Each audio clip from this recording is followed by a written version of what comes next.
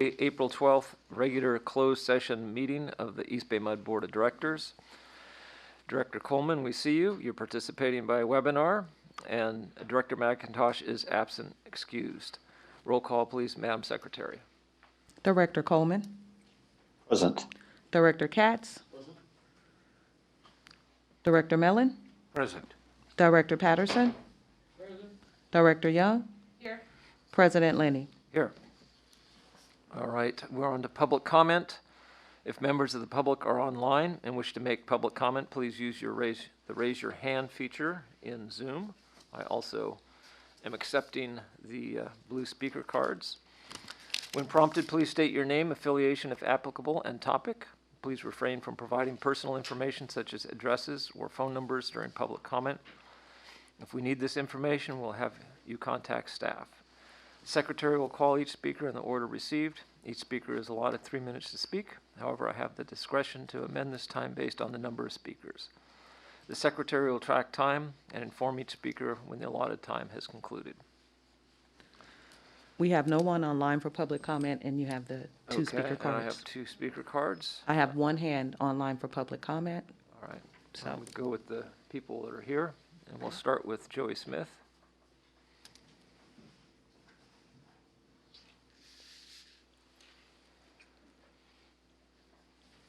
And your 3 minutes are going to start now, Joey. Okay, thank you, Risha. Good morning, President Lenny, Board, General Manager Chan, and everyone who's present. It has been a very, very interesting past year. But before I go too deeply into that, I want to offer my congratulations to those who have completed the cohorts here that were discussed in the Ledge HR. We know that it's not an easy undertaking, and we do our best to support everyone who's doing this.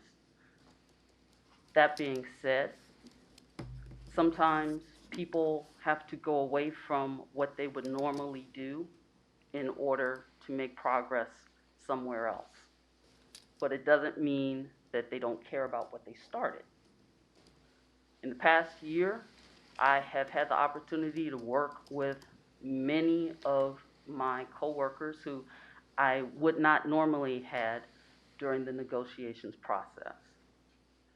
And in the afternoon, I'll name them all, but right now I just want to say that it's been quite an experience, quite a lesson, and got a chance to talk with board members as well. Looking forward to future negotiation processes going as well and better than we did this time. And with that, I just want to say welcome back. It's good to see you all in person. Glad that we all are healthy, made it so far. Have a great rest of your day. Thank you, Joey. All right, next speaker I have Yvette Rivera.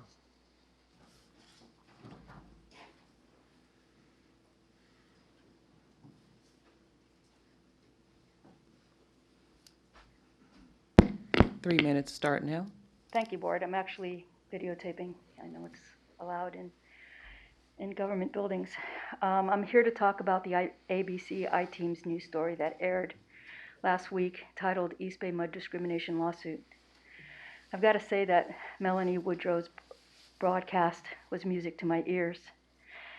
To hear the newscaster say that East Bay Mud's legal department hadn't hired a minority candidate in 16 years, or an African-American candidate in over 22 years, and to hear Craig Spencer named as a defendant and formal general counsel, and to hear East Bay Mud's investigation finding that Craig Spencer had unconscious racial bias towards Bland, but that he did not violate any district policies.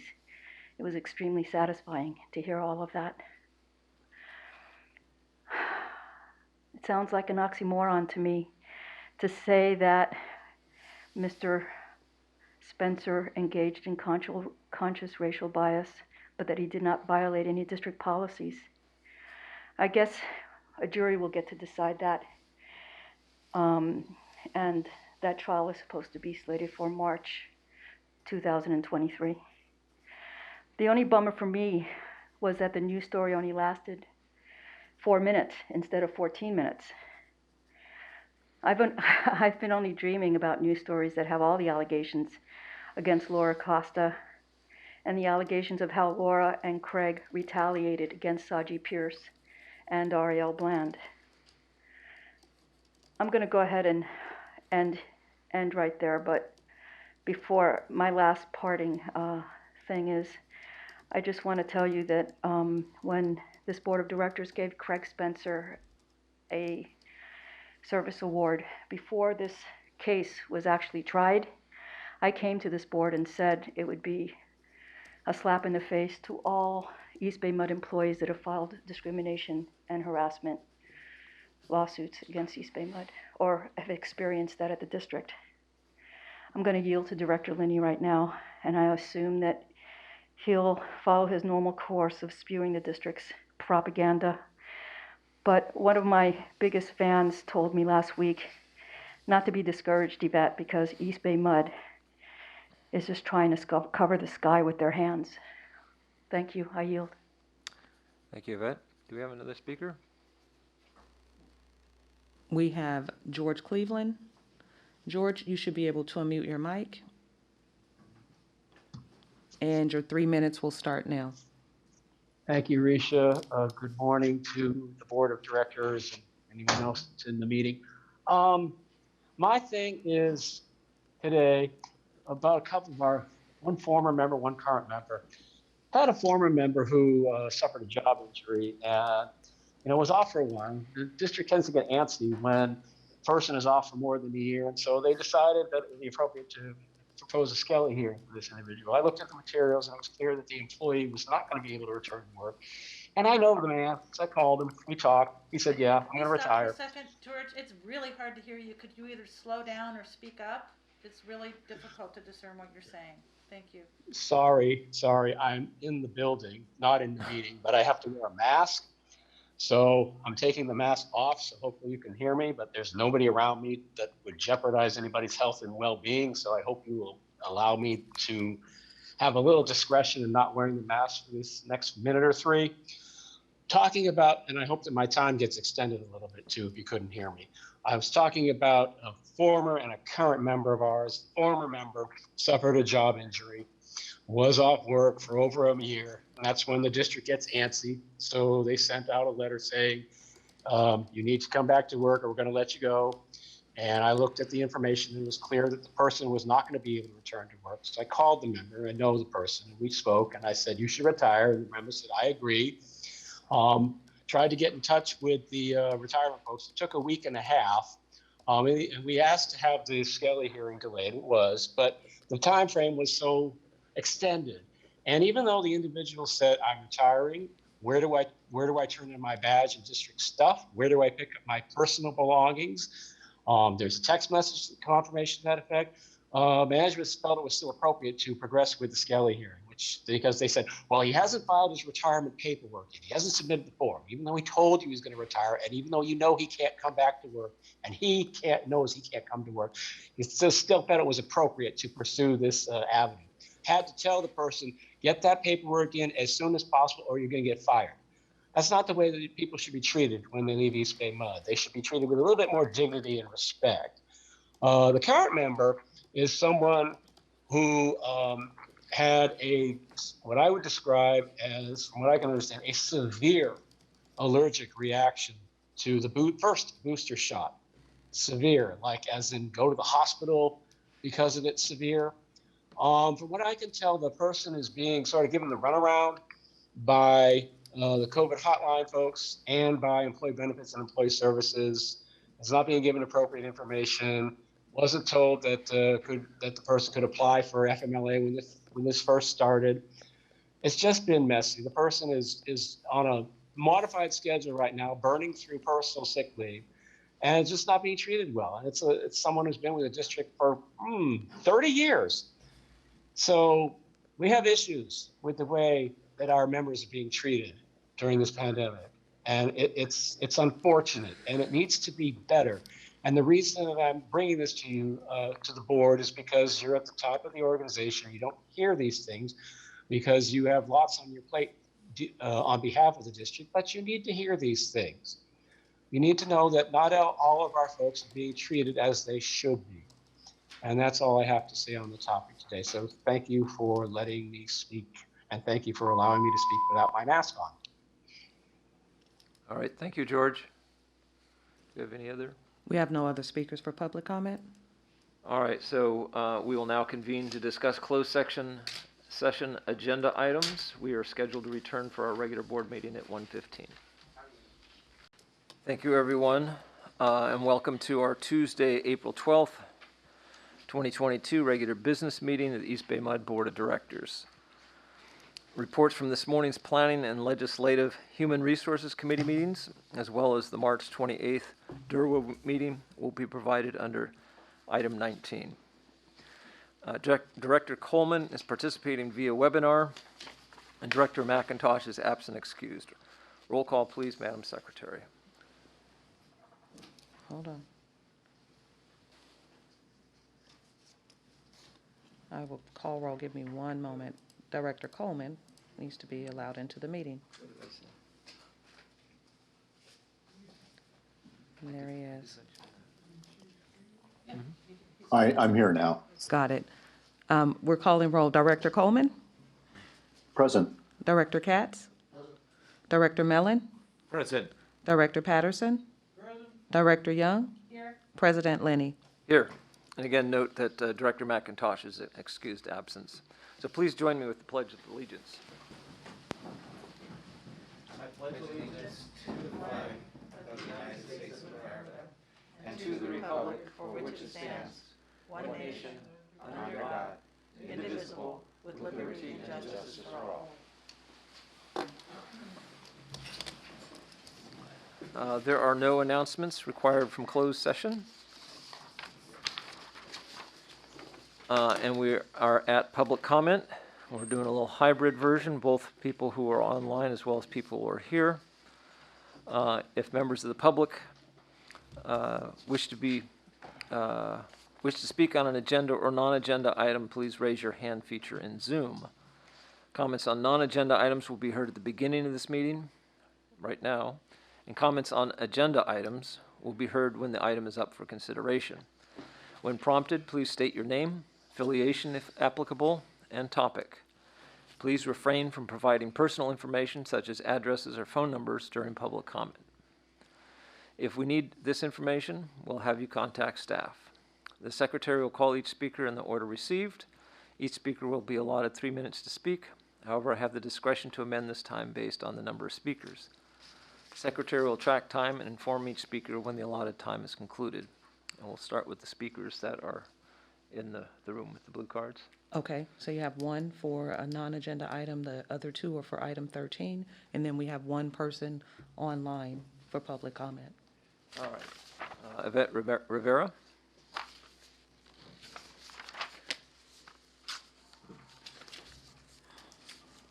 Now we have two online. Okay. Delaney, I just want to let everybody know I'm videotaping. This morning I came and I spoke about during the public section of the board meeting to talk about the Melanie Woodrow ABC I-Team story titled EBMUD Discrimination Lawsuit. I told the board members present that I spent the last year ensuring that the story of Saji Pierce and Ariel Bland didn't get gaslit, and it was music to my ears to hear the broadcast on the news last week. To hear Craig Spencer, former general counsel, as a defendant in a discrimination lawsuit against East Bay Mud was really special. To hear East Bay Mud's investigation findings that Craig Spencer had unconscious racial bias towards Bland, but that he did not violate any district policies, sounded like an oxymoron to me, but I guess a jury will decide in March 2023 if they agree with me. The only bummer for me that the news story was only 4 minutes instead of 14. In my dreams, there are more news stories that cover the allegations against Laura Costa and Craig Spencer, how they retaliated and discriminated against Saji Pierce and Ariel Bland. In my dreams, there's a news story about how I uncovered and Craig Spencer's employment contract, that there's a loophole that allows him against public policy to keep employment benefits if he is found guilty of the allegations in the Ariel Bland and Saji Pierce lawsuit.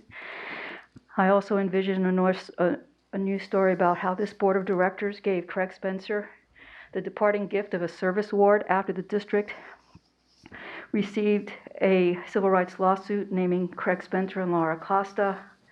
Even after I came to this board and said it would be a slap in the face of employees that have been discriminated and retaliated against to give him an award. This morning, before I yielded to Director Linney, president of the board, I recounted something that somebody told me at the district, an employee. This time I'm going to recount, before I yield, recount what somebody else told me. That this news story featured last week, the one against former general counsel Craig Spencer, former HR manager Laura Costa, and EBMUD, is like a big bag of dog shit on fire, and that EBMUD is doing all it can now to try to stomp it out, but all they're doing is getting shit all over them. Thank you, I yield. All right, thank you. And we have 2 hands online for public comments, so I'll take Go with those that. now. Okay. Nick Lawrence, you should be able to unmute your mic. Nick Lawrence here. Is this microphone on? It is, and your 3 minutes will start now. Thank you, Risha. Greetings, EBMUD employees, General Manager Can, members of the board, legal department eavesdroppers, fire officials, posse members, the media, and concerned ratepayers. Well, welcome again to a dangerous condition of public property still existing on Tappan Terrace, Orinda, in the form of the still out-of-service EBMUD fire hydrant H14100, connected as it is to a tiny, inadequate 2-inch rubber hose for these past 2 years. Nick Lawrence here with today's episode 16 titled Pride Here, Pride There, but still no working fire hydrant. As is known, we ratepayers paid for a working fire hydrant on Tappan Terrace, and Carlton Chan, he being General Manager Chan's own brother, promised it a year ago. I ask again, where are the documents in response to my February 4th public records request, different from other requests, which I delivered to Ms. Cole and Ms. Sims. I was requesting documents relating to Tykert construction easements and other things. But last week's meeting, reporting from the field, we discussed the organizational pride and pridefully patting each other on the back. So much pride on display is truly awesome, but it remains that the 8-inch pipe to the fire hydrant on my street promised a year ago is not in place. Neither is the weenie-sized 4-inch rubber hose offered as a substitute. Does pride wipe out accountability? Perhaps our series will be renamed and continue forever as Show Me the Pride. So I invite all EBMUD employees, posse members, to share their stories about their own employment experiences and consumer experiences to me at nickLawrence.com. Tune in next meeting for episode 17 of A Dangerous Condition of Public Property as these stories unfold. We're on the official record and out of time. Thank you. Back to you, Risha. Thank you. Next, we have George Cleveland. George, you should be able to unmute your mic. And your 3 minutes will start now. Thank you, Risha. Good afternoon, members of the board. I thought about commenting on this, on the Article 13 about approving the new MOU for the local, but I thought maybe it would be better here in public comment instead. There's a component of it that I'm still not clear on. The pandemic bonus, $1,000. If I recall looking at the language, it says you have to be on the payroll when this is approved. And it seems like that means that some of our recent retirees would be excluded from getting the bonus. I'm thinking of one in particular who just retired as of April 1st. Been with the district roughly 30 years. Nature of the person's work required the individual to come to the office every day. And on one of those days coming in, a person took BART. The person was actually carjacked at gunpoint at a BART station on the way to work. If there's anyone that I think definitely deserves that $1,000, it's that person. But then again, anyone who retired recently should get it. And we have people that just were hired a couple of months ago and they're going to get it, but somebody who might have been here 25, 30 years and is able to retire might be ineligible for it. I don't think that that is very fair. So I'm hoping that that you approve the MOU as it's presented to you today, unless there are some corrections. But I would hope that perhaps that you would direct staff to take a look at that and see about who is and who is not eligible for that $1,000, because penalizing someone for just wanting to retire when they could, I don't think that's right. And that's all I have to say. So thank you for your time. All right, thank you, George. Thank you. Next, we have Hank Leonardo. You should be able to unmute your mic. And your 3 minutes will start now. Hey, good afternoon, members of the board. My name's Hank Leonardo. I'm employed by the district. The past year and a half has been quite a toll on the employees with quite so many restrictions and other things like that. I'd like to ask the board to consider removing the mask mandates and the testing mandates. School districts across the state have been removing them. Kids have been in class with no masks on. Teachers don't have to wear masks anymore. It brought my wife, who's a teacher, great joy to be able to see all the kids' faces, be able to see everybody's expression. I feel it would boost morale here at the district and boost productivity and get more things done. May even accomplish that hydrant that needs to be addressed. But if the board can please consider moving to remove all mandates, masks, and testing, I would be very, very much appreciative. Thank you. All right, thank you for that input. And next, we have Casey. Casey, you should be able to unmute your mic, and your 3 minutes will start now. Thank you so much, Rachel. Good morning, good afternoon, all members of the board, DM, everybody else. So I just wanted to, I wasn't able to get my hand up in time for this morning, so I only got 2 minutes from lunch, so I'm just here to answer a few questions I heard from this morning. I want to thank you, Vet and Mr. Lawrence, for keeping things on the plate. Squeaky wheel often gets the grease here at the district, so I applaud both of your efforts. So I do want to speak in favor for 444. Sorry, I know this is a reach back from this morning, but I can only come during when I can. And I do want to support that the board should think about getting another paving crew.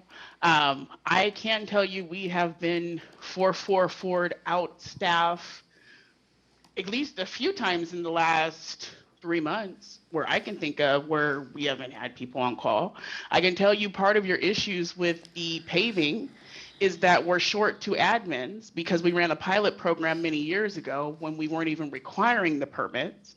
And so we are not running on full cylinders in 2 different yards. And that is also having a huge impact on paving permits and when things are getting done. So I understand that we do not want to lay off, but I would encourage the board that I think this is the responsible thing to do. Things are happening. We're getting more and more people. We're getting more and more construction. And unfortunately, we're getting more and more potholes. So we need to be able to address those things in a timely manner.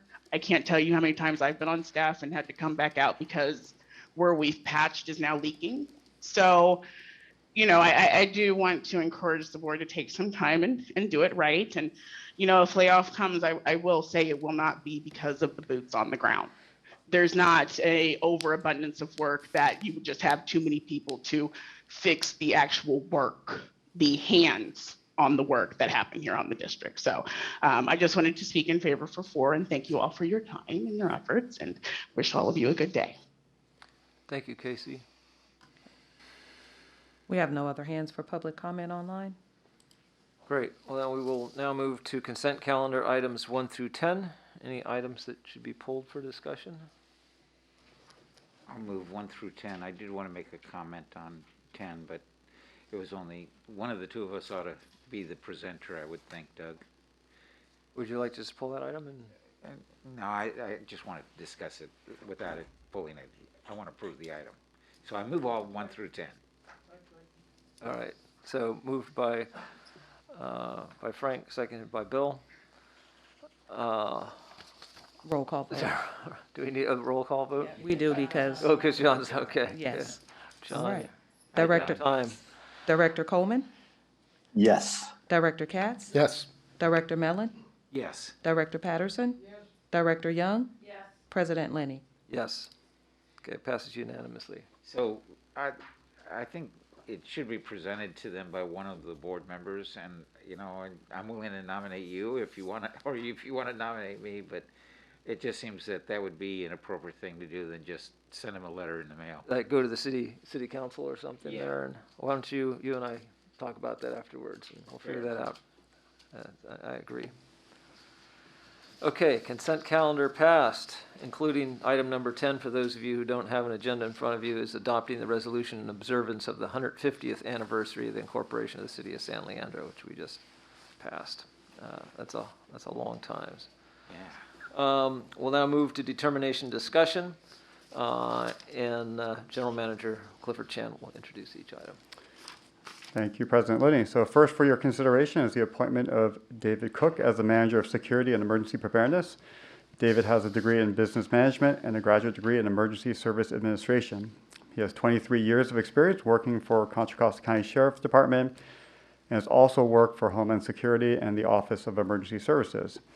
His strong experience and communication skills will allow him to continue to lead and grow the district's emergency preparedness program. I'm pleased to bring to you for your consideration David's appointment. Great.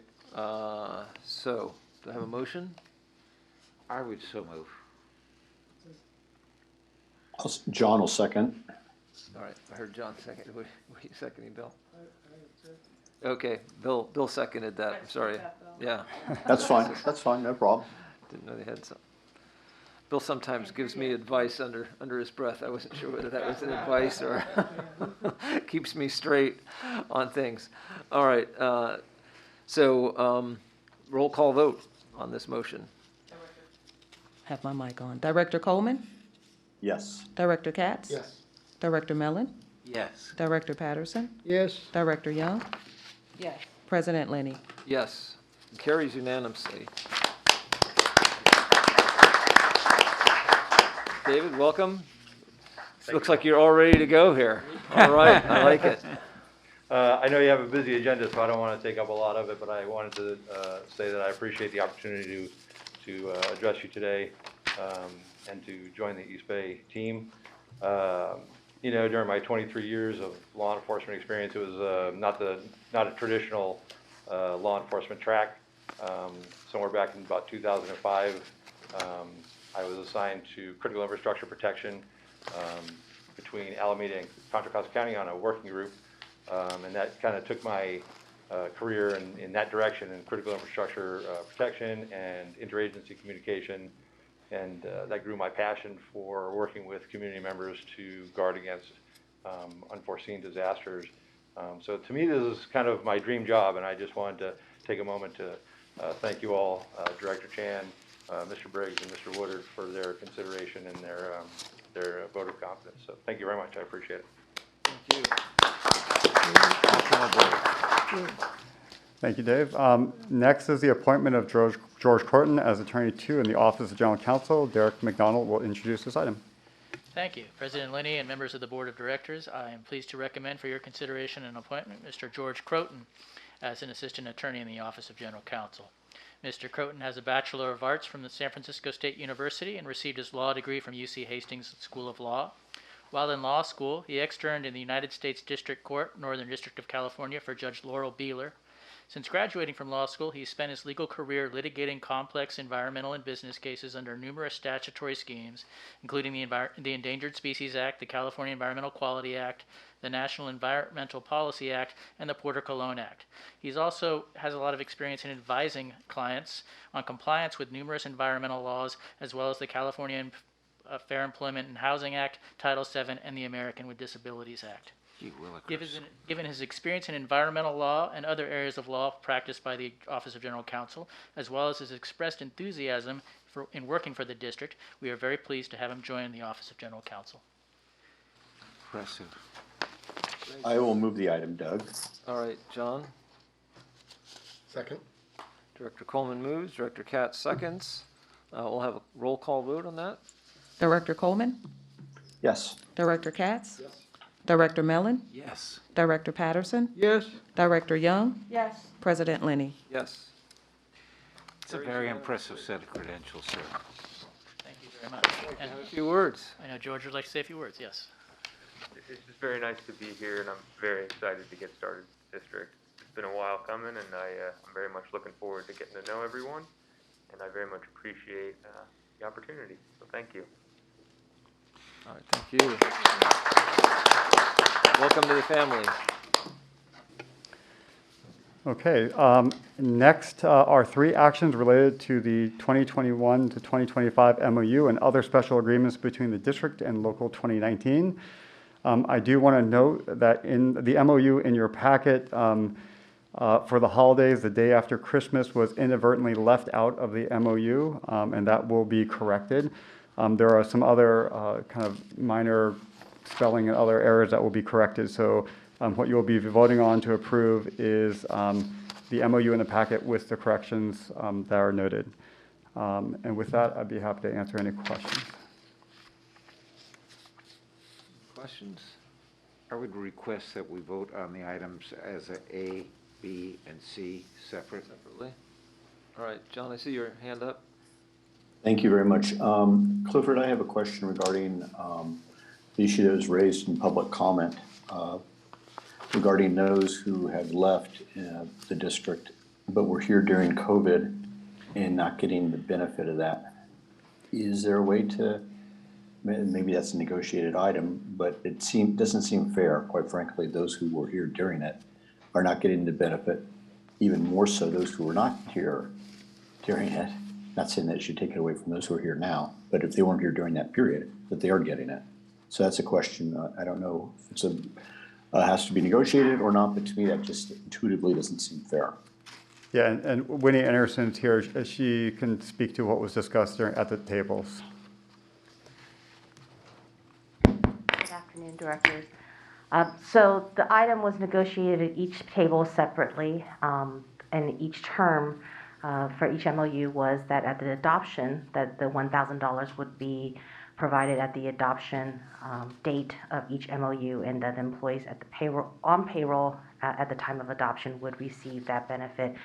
There have been various people that have retired from the district or left the district for various reasons, but during the negotiations, this was not a retro scenario, and it is only for active employees. We can, that's pretty much the discussion that we had at the table. So it was specifically negotiated by each bargaining team for each local. Correct. So there was an opportunity to say, let's make this retrospective or put it towards employees who were here at the time, but not, That discussion could have occurred. I do not see it in any of the notes where it was discussed. It was pretty much a $1,000 pandemic compensation for employees at the time. Again, but it was all part of the negotiations, and so when we adopt the MOU is when it would be effective. Okay. So quick question. I'm just curious, how many people who are represented, or for that matter, anybody who is an employee, how many left during that period between the pandemic after it arose and now? How many people have left the agency? I don't have that data for you at this moment, but I can find out. Great, I would appreciate getting that. Thank you very much.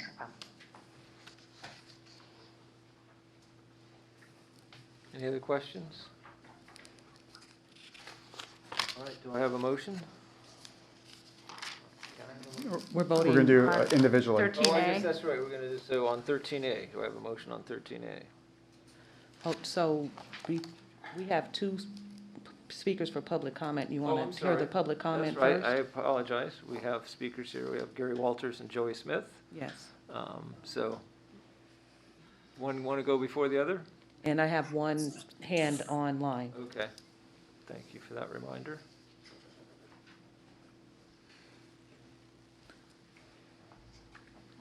And your 3 minutes will start now. All right, thank you, Rich. Hello, President Lenny, Board of Directors, General Manager Chan, Madam Secretary, and all others in attendance.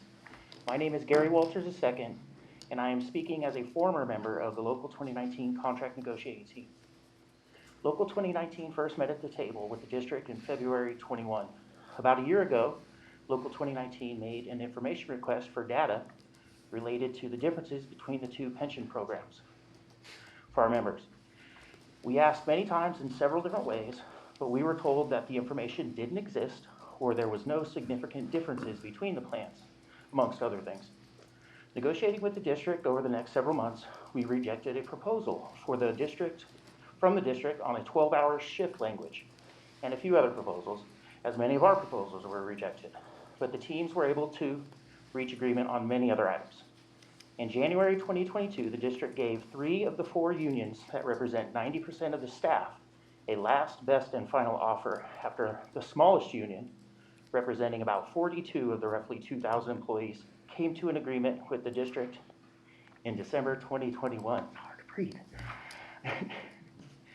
The last LBFO was delivered by the new negotiating firm hired for this round of negotiation. It appears that the many observations about the atmosphere here at the district that have been expressed in public comment for the last several months implies that this behavior gives the impression that it may apply to their strategy in negotiating as well. Local 2019 was informed by Council 57, who is at other bargaining tables with the new negotiator, that the LBFO is a common tool used by their new negotiator. Of course, the LBFO included the rejected 12-hour shift language, and it is my belief that the 12-hour shift language belongs in a document called the Compressed Workweek Guidelines, and shifts other than an 8-hour shift should be mutually agreed upon between the employee working the shift and the district. Currently, their employees work in 12-hour, 10-hour, 9-hour, 8-hour shifts, yet only the 8-hour shift was defined in the last contract. Before taking the LBFO to membership, we told the district we needed the information we asked for regarding the 2 pension plans. The day before the vote was first scheduled in February 2022, the district delivered the requested information dated March 21, 2021 that identified a 50% cost savings to the district for their retirement contributions for PEPRA members. The 50% cost savings is due to the decreased retirement benefits to PEPRA members and more of the cost of the benefits shifting to the PEPRA members to the tone of about 10% of the employee's salary. 3 minutes is not enough time to talk about how the employee's contribution rate is calculated. But I got 3 lines. Go ahead. But the PEPRA deferred comp match in the LBFO does not offset the increased contributions to the retirement fund that has been passed on to the PEPRA members. Please keep in mind the information did exist and is far from insignificant.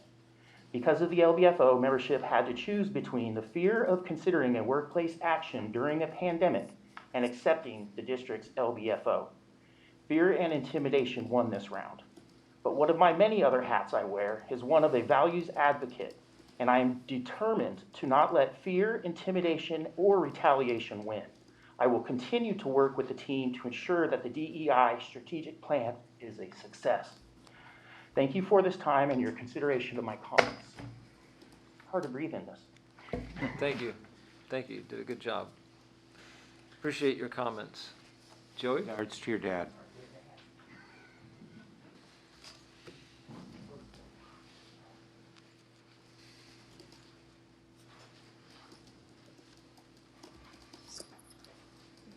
Three minutes are starting.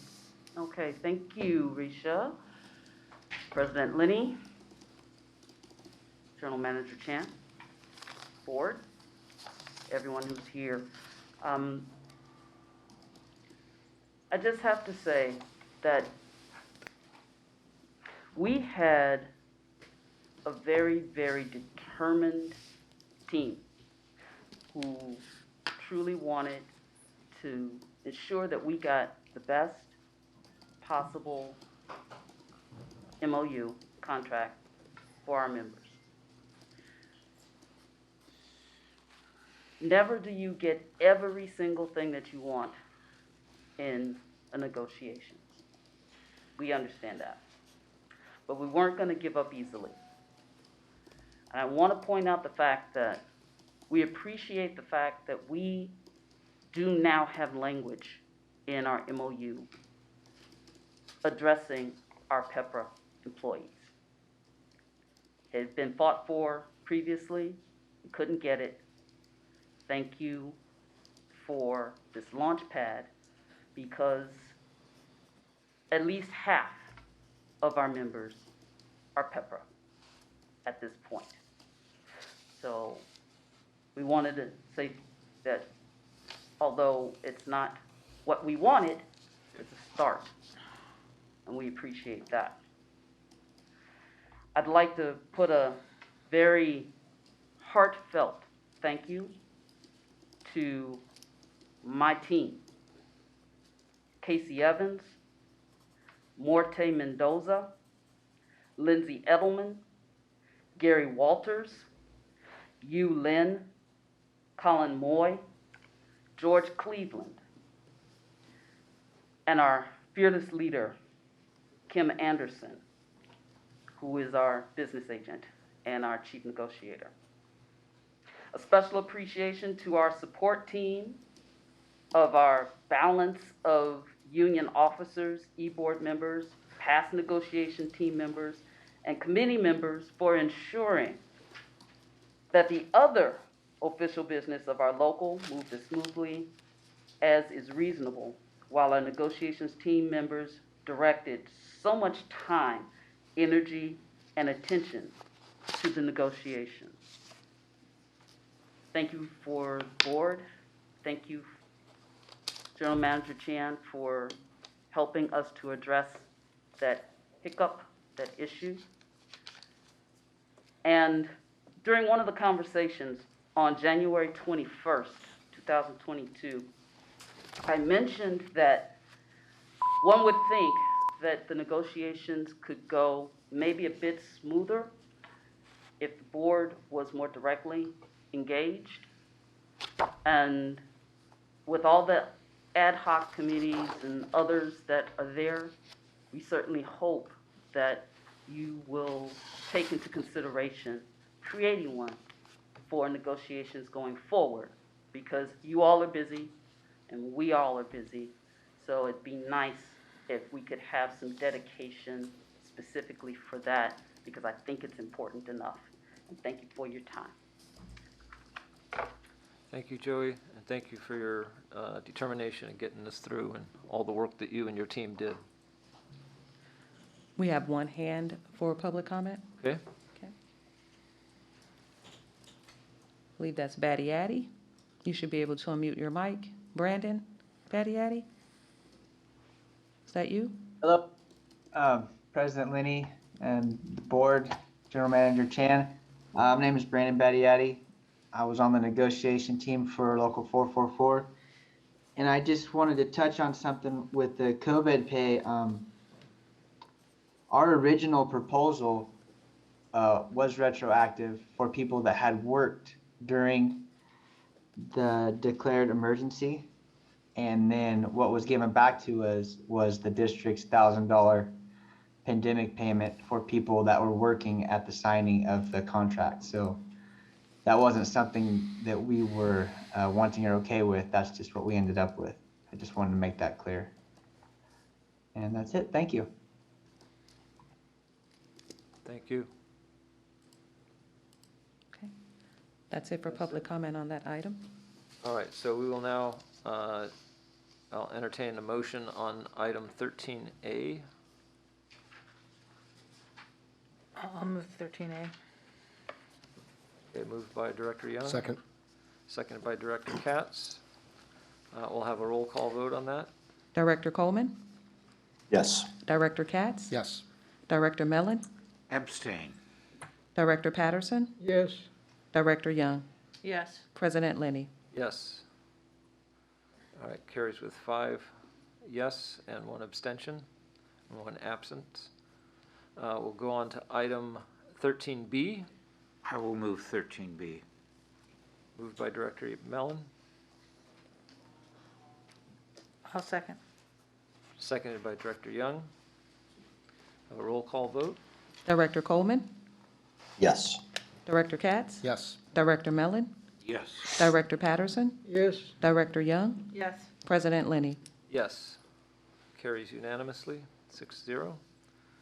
Item 13C, have a motion? I move approval. All right. Moved by Director Katz, Second. I have a question. Let Bill take that one. yeah, seconded by Director Patterson. I have a question. Yes, go ahead. And that is, there is a holiday change. Would that be applicable under 13C?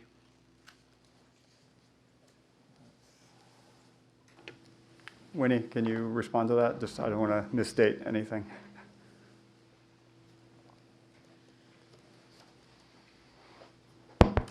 The holiday change referring to December 26th? Or The issue of maintaining the President's Day holiday while approving the Juneteenth holiday, is that covered under 13C? that is also part of the, yes, it is part of 13C. Thank you.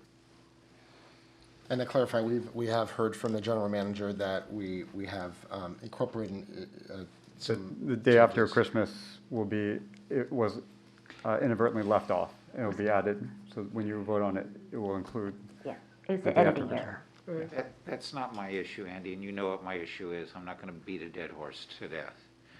My issue is the inconsistency with supporting a holiday we should have, which is the Juneteenth, while continuing to honor a bunch of folks who were segregationists, slaveholders, peonage proposers, and also favored internment of American citizens. That bothers me, and that's why I have a problem with that issue. Any comments? Questions? All right, let's have a roll call vote then. Director Coleman, Yes. Director Katz, Yes. Director Mellon, I'm going to abstain on this one as well. Director Patterson, Yes. Director Young, Yes. President Lenny. Yes. All right, motion carries, 5 votes yes, 1 abstention, 1 absence. Okay, thank you very much for that. Moving on to our water supply, drought, and Yuba transfer update. So we grouped these 3 items together to help frame our water supply and drought response actions. And for the last several board meetings, we've shared with you how dry the first 3 months of the year have been. And despite the rain yesterday and the forecasted rain for later this week, April has been dry as well. Now, as part of the drought planning, the board authorized in early January an option agreement with Yuba Water Agency to purchase transfer water. So for the first presentation, we'll provide the overall water supply update. Then we'll have a number of speakers to provide the drought update, including our proposed action for the April 26th board meeting, when we'll bring our final water supply availability and deficiency report. And then for the final presentation, we'll outline a number of actions for the board to consider to purchase spring and summer water from Yuba Water Agency. So at this point, I'll pass it on to Dave Briggs to provide the water supply update. Okay, thank you, Clifford. Good afternoon, President Lenny. Good afternoon, members of the board. I'll take the presentation from here. We'll provide you some context here on present water supply conditions and hit on a variety of topics. But first, just to remind the board that as of just before midnight on March 31st, we concluded our supplemental water operation for the 2021 water, moving as much of the CVP allocation as we could, allocated last year. We did take a break in January when conditions in the fall were supremely wet. We needed to make sure that we had enough room down here to fit all the water, so we took a break in January. After we concluded that we were headed for a very dry winter and spring, we turned the system back on again and pumped all the water we could in the allowable time. So we are shut down right now at the Freeport system, and we're waiting until we hear more about the timing of the water that we're going to move for this calendar year. But very well, I do have to say that the system worked really well. This water system is very complicated. The Freeport water system, it was shut down for 6 years between droughts. We turned it on full bore. It worked great. So just a testament to the design and the operation. So here we'll look at our water production, which is shown in red for this fiscal year. It has been very dry and warm this winter and spring. We see elevated numbers here. We're looking at about 1% larger water production for this calendar year compared to 2020, which could be the comparison year for the state board, which you'll hear more about later. So we're about 1% higher with this calendar year compared to 2020 and tracking really closely to last year so far as well. Okay, looking at the hydrology, so here's what we have. So upcountry, we're still at 77% of average, which is remarkable considering how incredibly dry it's been for the past 3.5 months. We did record some precip in April, and we got another roughly three quarters of an inch the past weekend, so we did move the needle a little bit in the month of April. We have about 1 inch to 1.5 inches in the forecast. So more on that later, but so we should end up with a little bit more in April, at least as we can see 2 weeks out. That's good, but it's still tracking a dry, if not a very dry hydrology. So it's great to see at least 1 inch in the forecast, but we need a lot more of that to click above a drier hydrology. So locally here, a similar story, about 80% of average. We didn't have any precip the first week of April. We picked up about 0.6, we picked up 1/10 over the weekend, not much, and we have about 3/4 of an inch or so in the forecast for the next 2 weeks. So again, we're lagging pretty far behind locally as well. The snowpack shown in red for this year, this fiscal year, just about 0 as of last week, but we did pick up about 8 inches over the weekend, so it perked up a little bit, but still very dry. And you can see the orange line there. By comparison, the dash line, we're far, far below normal. This is Capel snow depth. This chart is new. This is a basin-wide average for our water supply content, so it takes into account the lower elevation and mid-elevation snow that we get. And what's seen here in the black dash line is 37 inches, which is essentially an average. And you can see that we've been below average with this is on April 1st, by the way, so it's typically the peak of the snowpack, although with climate change, that peak might be moving to earlier in the year, but traditionally or historically over the last 100 years or so, April 1st has been the statistical high point of the snowpack. But you can see there's all sorts of conclusions you can draw from this bar chart. One of many, it's certainly been dry in terms of our snowpack for the past 3 years. The past 4 out of 5 have been well below average. 8 out of 10 have been far below average, and going back 20 years or so, you can see that more years have been below average than above.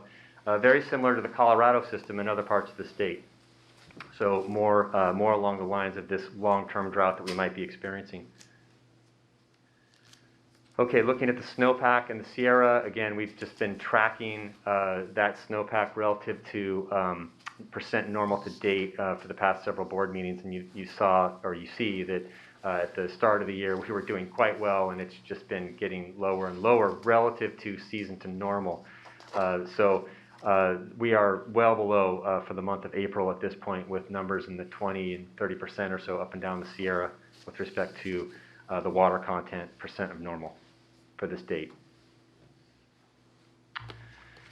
So here's a shot or a graphic of the state's water storage, the major reservoirs, CVP storage, state water project storage.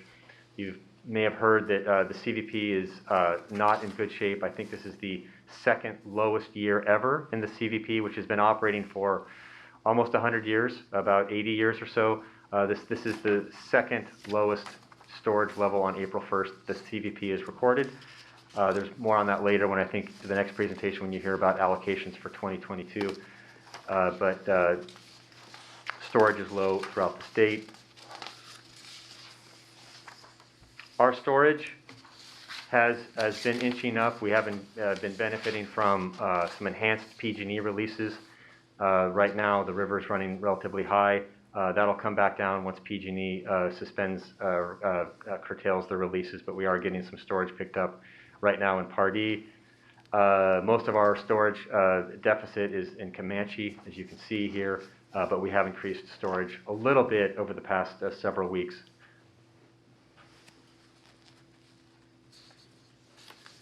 So the DWR, Department of Water Resources, Bulletin 120, which is a hydrology report, that is used to lock in our releases over the summer pursuant to the joint settlement agreement. That's a third-party hydrology report. That has determined that the releases for the river below Comanche will be following a dry year schedule. It's a little bit lower now. This is a preliminary forecast at 480,000 acre-feet of unimpaired runoff. This is a median forecast, so if we continue to follow a drier forecast, it'll be perhaps 100,000 acre-feet lower than this. But we are, at this point, locked into that dry year release schedule, and we should have enough water to support those releases as we go through the summer and the fall. Okay, we showed this graphic, I think, last time as well. Again, this is the lowest 10 years of precipitation in the Upper McElmy watershed in order from January 1st onward. And you can see that 2022 is in a class all by itself. Now, the gray bar there for 2022 is probably about an inch higher based on what we picked up over the weekend. We may get another inch in the 2 weeks to come here. So we could be close to 4 here in a couple weeks, but we're still barely keeping up, if not probably arguably not keeping up with a dry year forecast. So we will most likely have a much smaller amount of precipitation recorded in this watershed for the second half of the water year, January 1st onward, and rank probably the lowest ever. All right, our precipitation forecast, as shown before, we have 32.5 inches recorded in the McElmy watershed, and we've projected forward for the rest of the year. You can see visually that we've basically been tracking that 99% hydrology. So again, 99% of our recorded hydrology would be wetter than this. So this is a very, very dry hydrology. We've been between 90 and 99% for the past several months or so. So if you expect that trend to continue, you can see where we'll line up there. And the forecast that I mentioned for the next 2 weeks is by and large consistent with that high 90s level of exceedance. And then the final chart here before I turn it over to the next presenter is our forecasted end of season storage. And you can see the 4 hydrologies we're showing, and probably the ones most of interest, and unfortunately the ones that are most likely at this point. The dry and the very dry put us in the 450,000 acre-foot level of carryover storage by the end of the year. This does not include any transfer water that we may purchase later this year, but it does include the next 2 weeks of an inch, maybe an inch and a half of precip in the upper watershed. So any transfer water we purchase, any CVP water we may be able to purchase, although that doesn't look very good right now, would be tacked onto this. And these numbers are good within 10,000 acre feet. Question, Doug. So that's what I have for you. Go ahead, Frank. Go ahead, Marguerite. You were first. What's the projection if we have another year like this year of end of season storage? So let me see if I can unpack that question. So another hydrology that we just experienced in 2022, where would we be in the carryover level going into 23, or I guess that would be going into 24, or fall of 23? Well, so where we finished the fall of 2020. We'd have certain drought, I'm assuming we'd have fairly serious drought. Rationing, right. Yeah, factoring in rationing. So just let me try to get at that question. Last year, we ended up our total system storage at about 430,000 acre foot, and we started the voluntary rationing around midsummer to the tune of 10% or so. And we felt that because that added a little bit of boost in our storage. This hydrology was overall probably slightly better or about the same, and we ended up, I guess, a little better. We're going to end up almost certainly at a higher level of storage in the fall of 22. So if we experience another year again of this similar hydrology, we have to make assumptions about CVP, availability of transfer water, certain rationing. I would say to first order, probably somewhere between 450 and 500. probably Yeah, a good and just bet. keeping in mind, last year, I mean, we did take the 30 some odd thousand acre feet of water, so we have some other transfers that we're going to be talking about.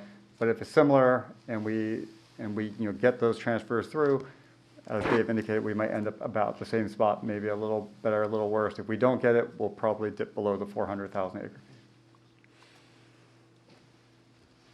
All right, Frank, and then John. So we're Central Sierra as our place on the map. Is Hetch Hetchy in the same zone? They're obviously south. I don't know if they're characterized as Southern Sierra or Central. If I had to guess, they are Central. And are they about the same level of water storage? Look, you can do this as a Yeah. memo later, but. I wish I did know, because I should know that, but I don't know, Director Miller. Okay, thanks. I didn't mean Well, to put you on the spot. or include, I mean, you started including the other federal and state, Yeah. include San Francisco in that picture, if it's possible. Yes, we can. Yeah, that'll do. Any other questions? No. Director Coleman? Oh, I'm sorry, Coleman. You gotta get off mute. You're on mute, John. I'm no longer on mute. Thank you. Quick question, David. Last year, we were anticipating X amount of runoff, and then we found that the soils were excessively dry and ended up, I think, being 75,000 feet of water 75,000 feet of water we're going to get, we did not get. How's the moisture level in the watershed now compared to a year ago? At one point, it was fairly good in the ground. Is it the same, or are we looking at a depreciable amount of water that's not going to make it into Pardee or Comanche? To first order, Director Coleman, the soil moisture contents are similar, but we have factored in and sort of refined our runoff models to factor some of these antecedent and very dry for months at a time conditions that can precede the runoff. So we feel that our runoff calculations have advanced to a point where what we're showing you now is benefiting from that knowledge we gained last year. But by and large, soil moisture content is similar, and we factored that into our runoff forecasts. Great, thank you. And the other question I had, assuming it's another dry year next year, which nobody hopes it is, we probably can't count on any CBP water again, likely. Are we under, and I know you'll be talking about this later, but you're talking about water transfers for this year. Are we in discussions now for next calendar year or for water transfers? I think we'll get into that to the best of our knowledge, Director Coleman, in the next presentation. Okay, thank you. Coming right now. Any other questions? All right, thank you, Dave. So moving on to the drought update, and I think, Dave, you might actually have the first slide before you pass it on. Okay. It's just a summary, recap of the CVP again. Yeah, is it right here? Okay, yeah, so just to recap where we are with the CVP that I mentioned, we got 35,000 last year, including 2,000 from Contra Costa. That was an intra-CVP transfer. We moved as much water as we could, came up about 1,000 acre feet short. And right now, the latest we have from the Bureau of Reclamation is that they have reduced our allocation to health and safety levels. We're making the best argument we can to try to maximize our CVP allocation under that framework, but we're not optimistic that EBMUD will be granted a lot of water, and primarily because we do have a lot of storage and our own watershed and are frankly in better position than other CVP municipal contractors. So others may have a more compelling argument than us. Well, I think our argument is due to the Bureau of Reclamation on Friday, but we're not anticipating a lot. And then you're going to hear more very shortly in the next slides about all of our activities trying to acquire transfer of supplies. And I think Linda is next. Thank you, Dave, and good afternoon to the board members. Good afternoon.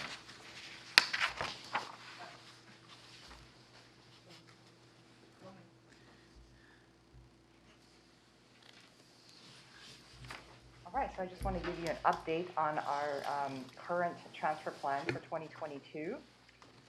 We are going to be bringing 2 proposed transfers to the board for consideration. The first transfer is with Yuba Water Agency. And as Clifford mentioned earlier, we and Yuba and Contra Costa Water District entered into a 3-way option agreement that was approved by the board back in January.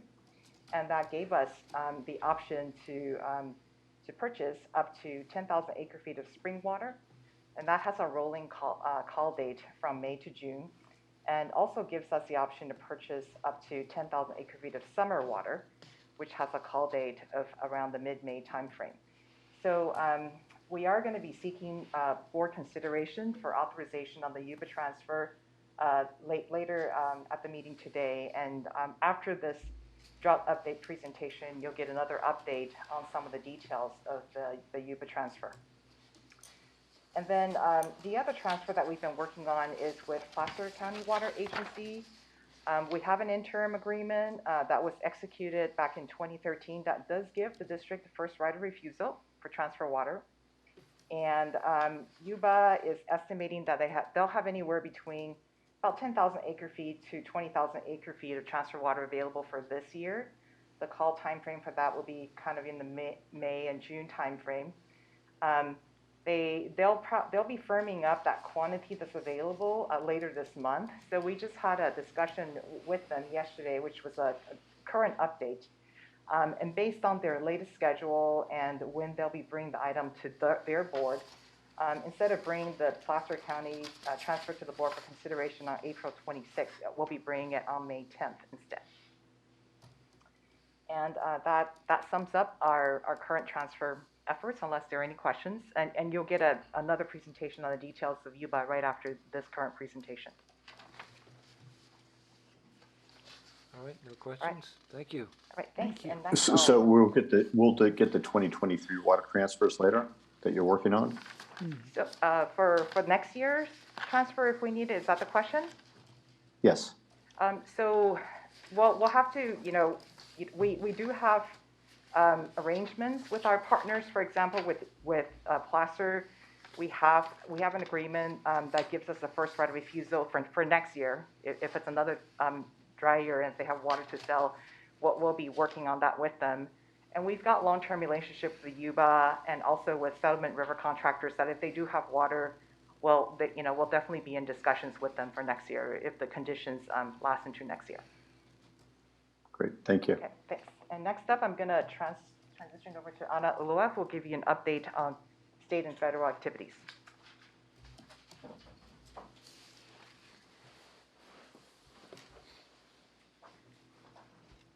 Good afternoon, President Linney and board members. As you may have heard, 2 weeks ago, Governor Newsom issued an executive order asking water agencies to ramp up water conservation measures as the state's snowpack dwindles and as we move into a third dry year. The governor's order asks water agencies to implement water reduction actions corresponding to at least a 20% supply shortage.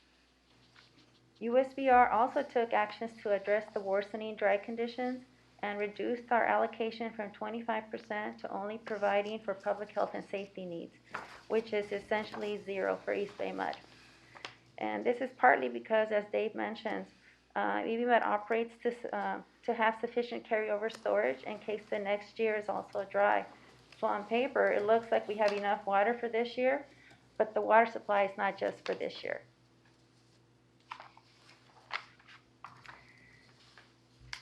Next slide. Sorry. Can you actually go back? What's the significance of the map, the graphic on the previous page?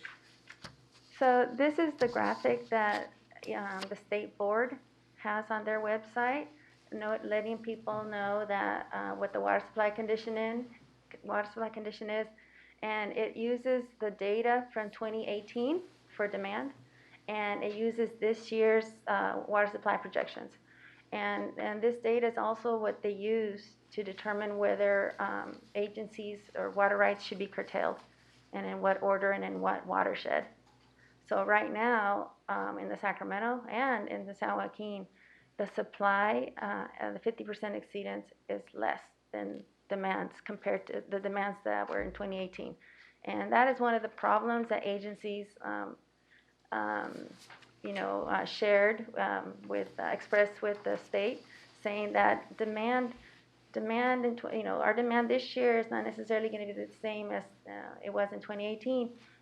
We will modify our demand to meet, to use the supply that is available. So that's just like I said, that's just information that they're sharing that to you, to explain how they're going to be issuing curtailment.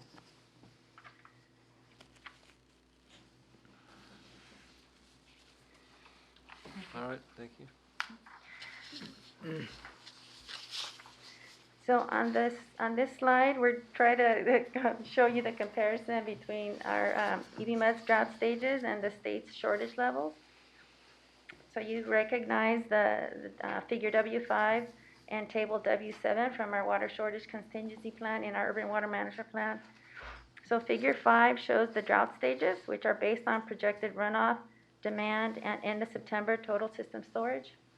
So, and then on every stage in our plan is associated with the thresholds for implementing actions as drought severity increases, such as requesting supplemental supplies, like our CBP water, and asking customers to reduce their water use to levels that are achievable. And then table W7 shows the relationship between the district's drought stages and the state's water shortage stages. So as you can see, EBMUD is, well, as you know, EBMUD already declared a stage 1 last April. So in essence, we're ahead of the state, or our conditions are worse than the state.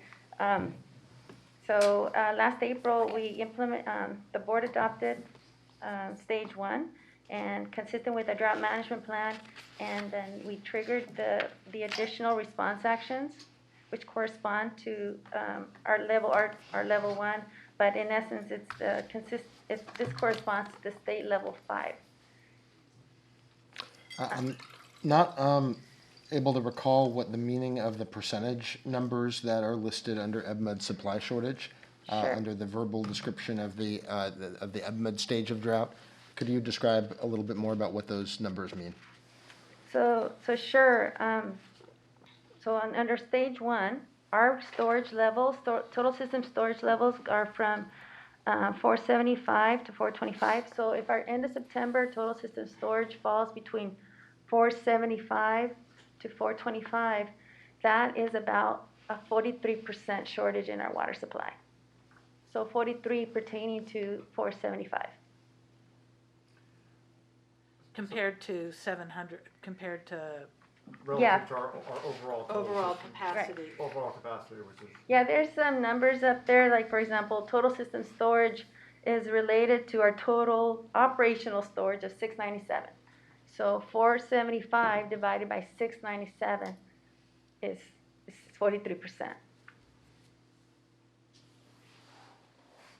So we're already, this is, again, we implemented stage 1 last year. So we've been trying to maintain at this level or better. We don't want to go, we've been implementing all these water conservation programs to be able to stay at this level. So part of the challenge is when the governor's executive order talked about everybody go to a level 2 shortage, that's per, the state's level 2. We went to a stage 1 for East Bay Mud, which is, the numbers are different. So when people hear 2 and they hear R1, there's that confusion between, they think when the governor says level 2, they mean we go to stage 2 for ourselves. That's not necessarily the case. I mean, it may be the case, but that's not necessarily the case because these are two related but different numbers. Right. So for example, just to add to what the general manager said, the state shortage level 1 is 10% shortage. State level 2 is 20% shortage. So our stage level 1, this is the second year we're in it, and maybe it's the third year, but we're still maintaining that stage level 1, which is now at 43%.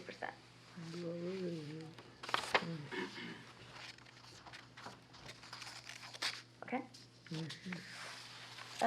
Okay, so each stage is associated with the threshold for implementing actions. As drought severity increases, such as requesting supplemental water supplies, like our CBP water, and asking our customers to reduce their water use to levels that are achievable. So the district is ahead, like we said. So under the district's drought stage 1, we are augmenting surface water supplies with CBP deliveries, implementing 10% rationing, voluntary rationing, and drought-related actions to promote water conservation, pursuing additional short-term water transfers, as Linda and Dave have pointed out. And then, in terms of the state's shortage levels, the states tried to define levels that were developed, that were standard to help visualize and convey the relative severity of water supply shortage conditions across the state and the hundreds of water utilities. In general, though, the district starts to bring in supplemental supplies and ask customers to reduce demand when the total operational storage is reduced by about a third.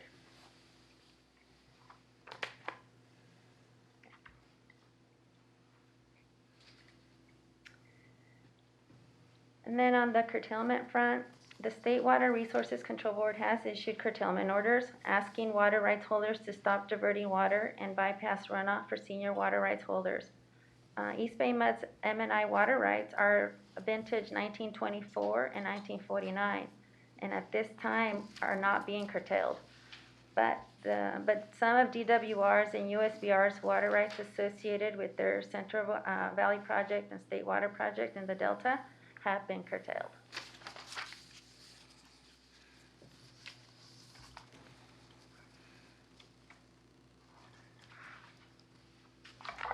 And then with regards to our water shortage response actions, we continue to track the district's water savings and report to the state. The top two lines show what total water production from our treatment plants for January 2021 to March 2022 in red, compared with the 2020 levels in the blue line. Last year, after the board declared a stage one drought in April, we asked for 10% voluntary water conservation. District customers responded with measurable water savings that met or exceeded the targeted 10% reduction goal, shown in the heavy purple line below. However, since the beginning of 2022, we have seen water demand rebounding with the recent dry months, and we did not see the same level of savings. March shows a slight increase of 1% above the water used in March 2020. And with that, Andrea's going to update you on the customer and media outreach.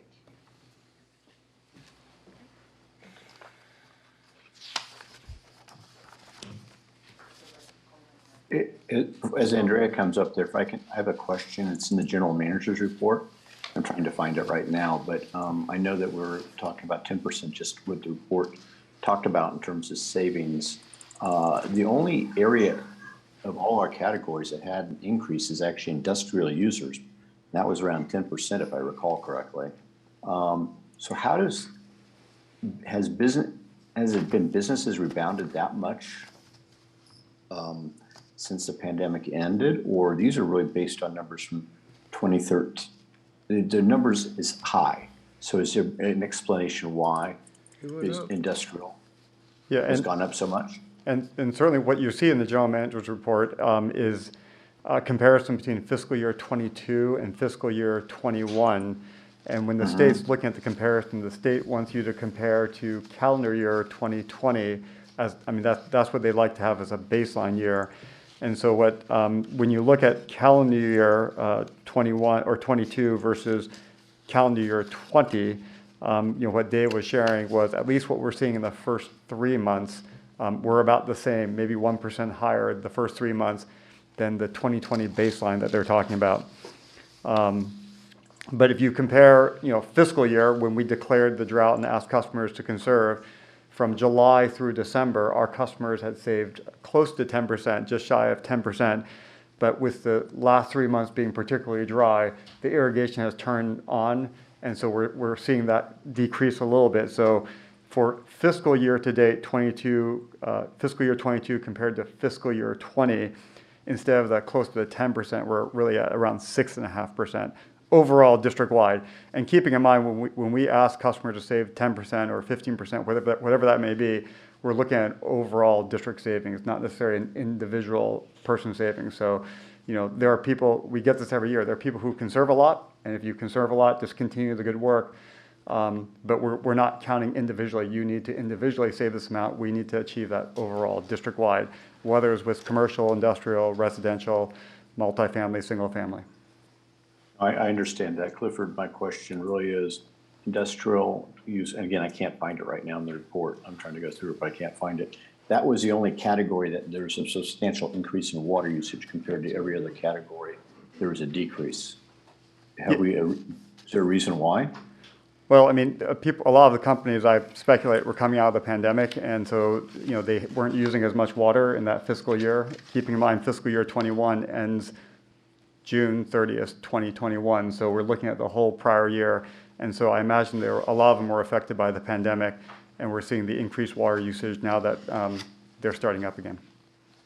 Okay, that makes a lot logical sense. Could we get, it can be in memo, in that category, going back the last 5 years, how the usage has been? I'm just curious to see if it's been on the uptick or if it's been stable or decreasing, and that would be before the pandemic as well. So you would like to see the last 5 years for CII data? Yeah, something, maybe 4 years, whatever, not a huge amount of work. I'm just curious to see why it is, since a lot of the industrial uses have actually moved out of our area. And, a lot of industrial lands have been converted to housing, like in Alameda and other places. It's a change of land use, and that category of use has gone, the manufacturing has gone down, and industrial usage capacity is less than it was a decade ago and probably 5 years ago. Okay, we can provide that. Thank you.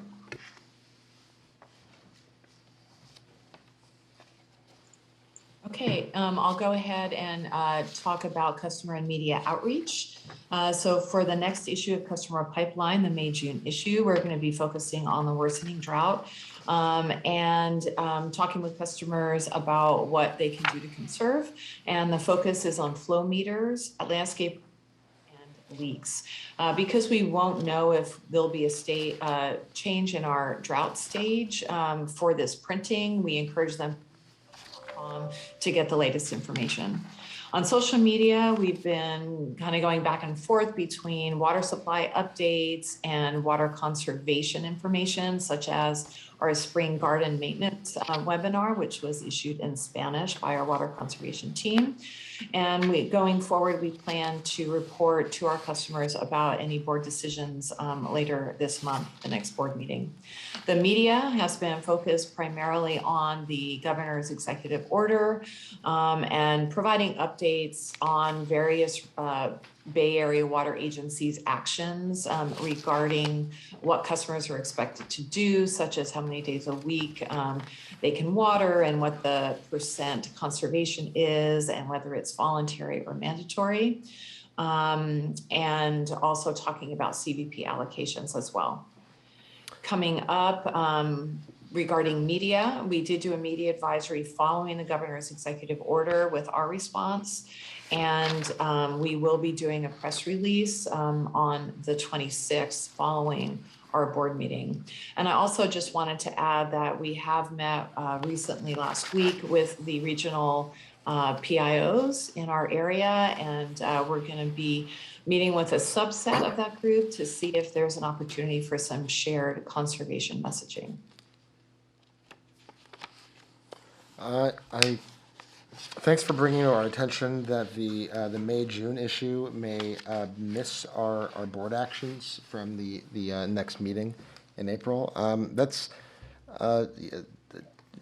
somewhat disappointing. I understand that we have to keep to a schedule for making sure that our billing goes out on time, and that's probably the primary reason why that's occurring. I'm wondering, how close are we missing this deadline, or is there any thing that we might want to consider this year or in future years where we could be at risk of or a great likelihood of making significant actions that we would want our customers to know about right away? I think we have some opportunities, Director Katz, to message our customers in other ways, certainly social on our website. We can incorporate, for example, a bill insert, should we choose to go that path a little bit later.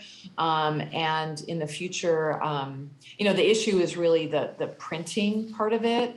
And so in the future, should we go to an distribution, digital customer pipeline, it would not present the same challenge. Are we bound to the exact same edition of the May-June issue?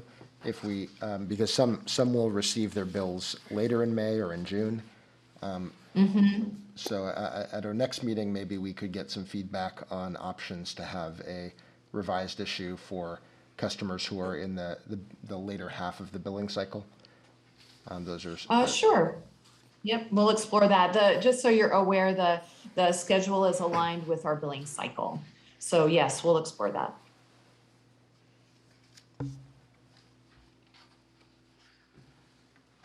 Okay.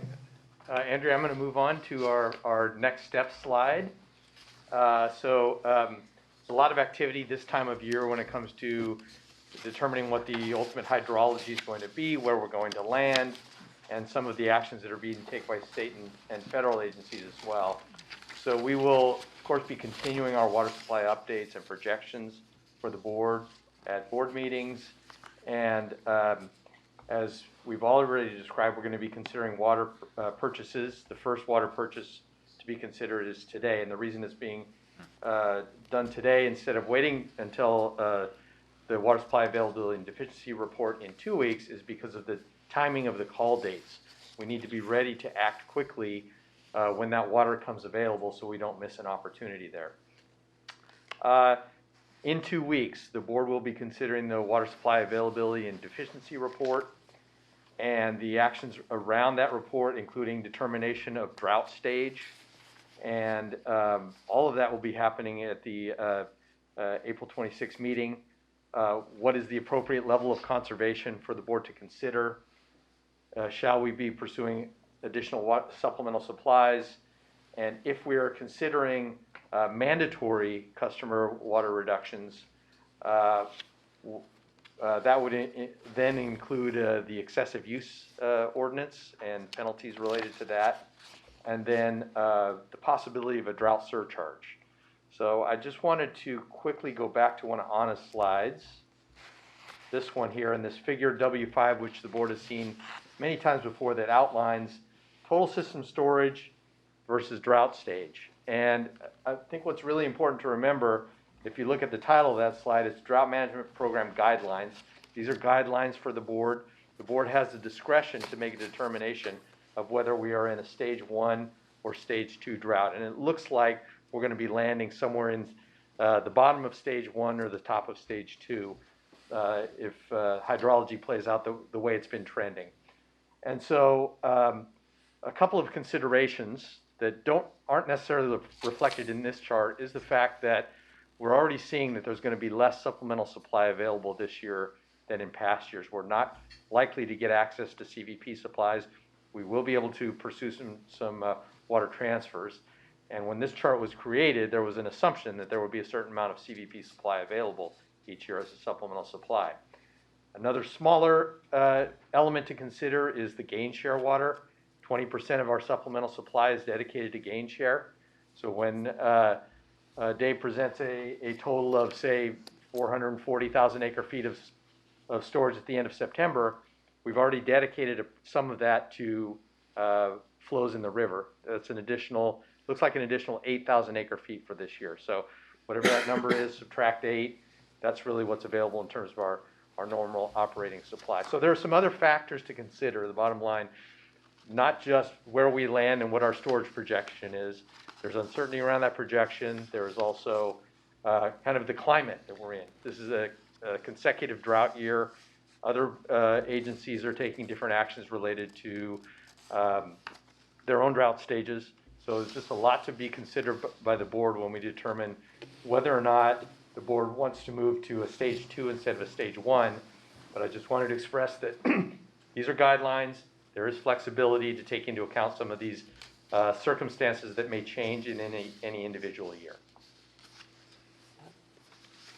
Yeah, go ahead.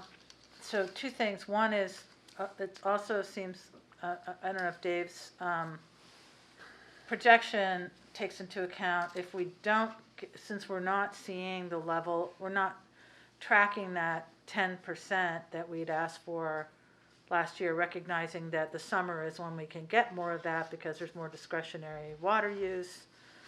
That if we don't consider mandatory and bumping that up, that further impacts, given that we don't have availability of other supplies, we may have less ability to get transfer water, that affects the total system storage number on the, the other end, right? Making it low, pushing us into stage 2 if we don't do something. If we didn't do something, I think you know what I'm saying. Yeah, I'll just share, Director Young, that the projections, and correct me, Dave, if I'm wrong, do not account for customer conservation this year. That's assuming baseline demand. So when we look at the 440, and if the board decides to go to stage 2 and ask for 15%, that 15% reduction in demand would increase the 440 storage up to some level above that. Right, so they function really kind of independently. You have to look at each one independently. You take the check mark off of CVP, that impacts the where you should sit. You look at system storage, you look at customer demand. Then there's a question I have. So curtailment is also, curtailment is also a factor if we go into another year, right? Because it becomes more likely that we won't be able to divert water. Basically, we'll have to let it go through when it comes if we're in the same situation next year, correct? Yes, and we're most affected by curtailment if it occurs before May 1st, or actually A little after. a little yeah. after that, by mid to late May. By that time, if a curtailment occurs at that point, we're probably okay for that year. Yeah, so for this year in particular, I mean, if the state comes out and curtails, our supplies sometime before, say, the first or second week of May, that will have a significant impact on our end of year storage.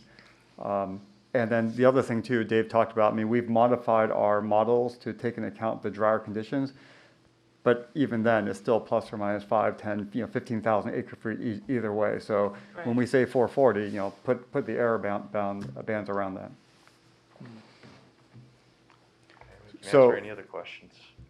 So actually, that kind of confidence interval might be helpful to show, because right now we look at a confidence interval that has to do with amount of precipitation and runoff that we get, but it doesn't take into account doesn't show the other factors.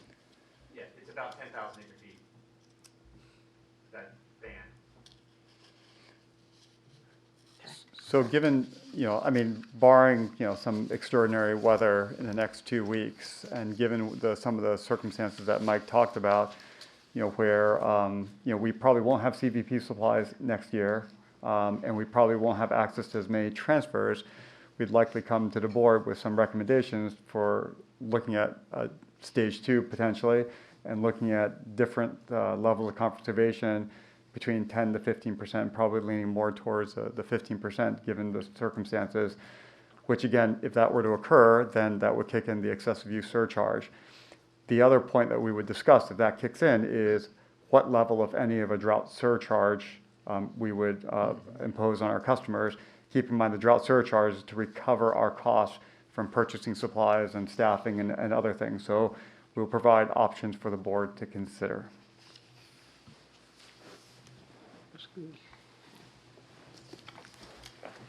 Any questions?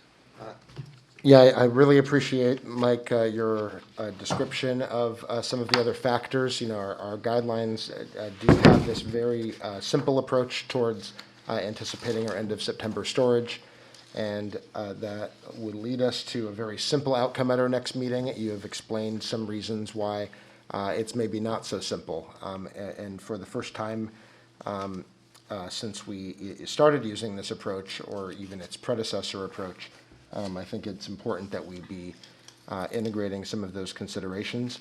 I'd like to just be able to read about them quantitatively, and to the extent that it's important for the board to have options embedded in a resolution, to the extent that that would be, legally required to be able to defend any of the consequences that could be considered too. But from a policy deliberation perspective, especially just to be able to get your best estimate about what these factors mean for predicting the end of September storage this year, as well as repeat scenarios for next year. And that would help me as a board member help deliberate about this decision next meeting. Thank you. Okay, so for the last item is to talk about the Yuba transfer itself and have the board consider those actions so we can purchase spring and summer water. And we have Hassan Abdullah who will make the presentation.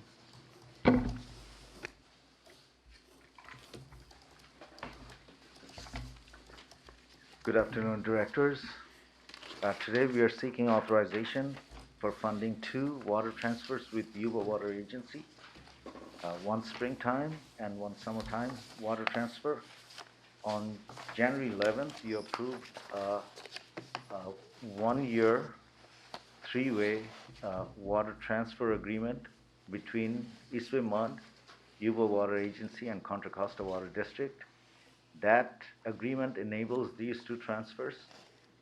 Today I'm here to talk about the details of the transfers and seek your authorization for funding the transfers.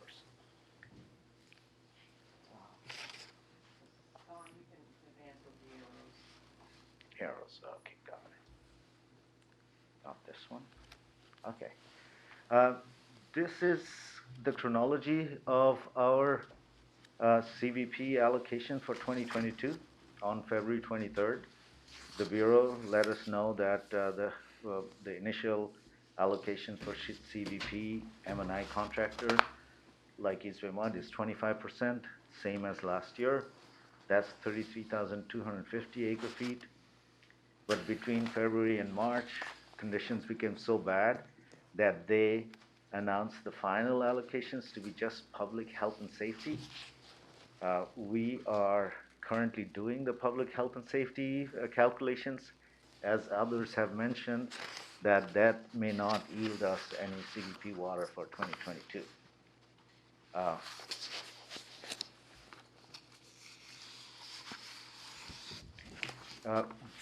This year, we are focusing on water transfers from 2 agencies, Yuba Water Agency and Placer County Water Agency.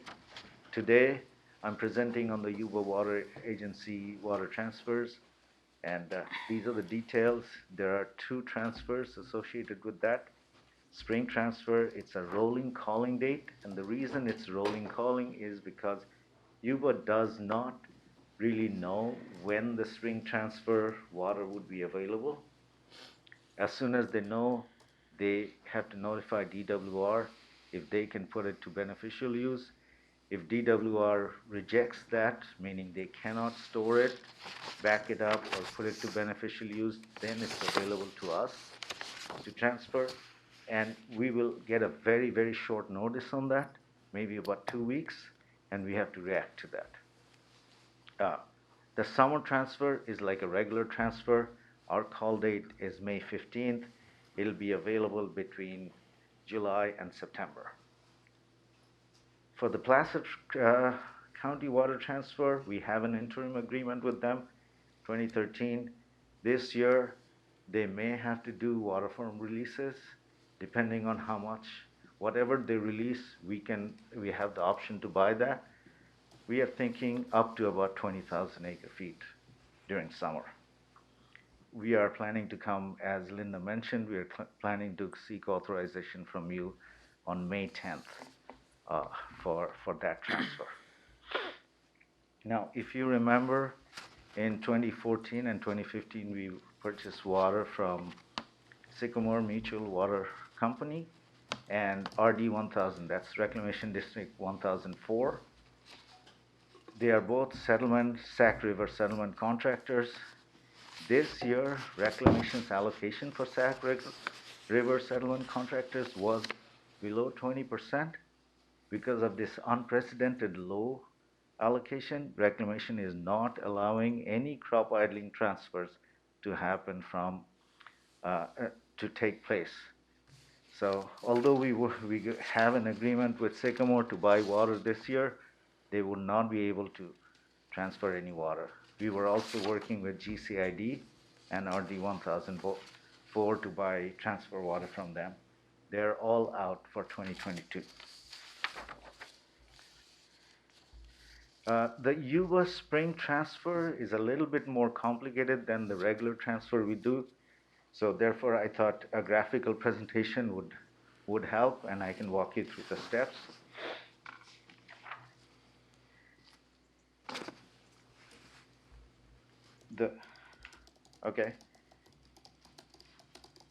The spring the spring transfer would be available between April and June with a very short call date. Yuba will release up to 10 TAF, 10,000 acre-feet, as measured at their Marysville gauge. The water will flow through Yuba River, Feather, then Sacramento, and move into the Delta.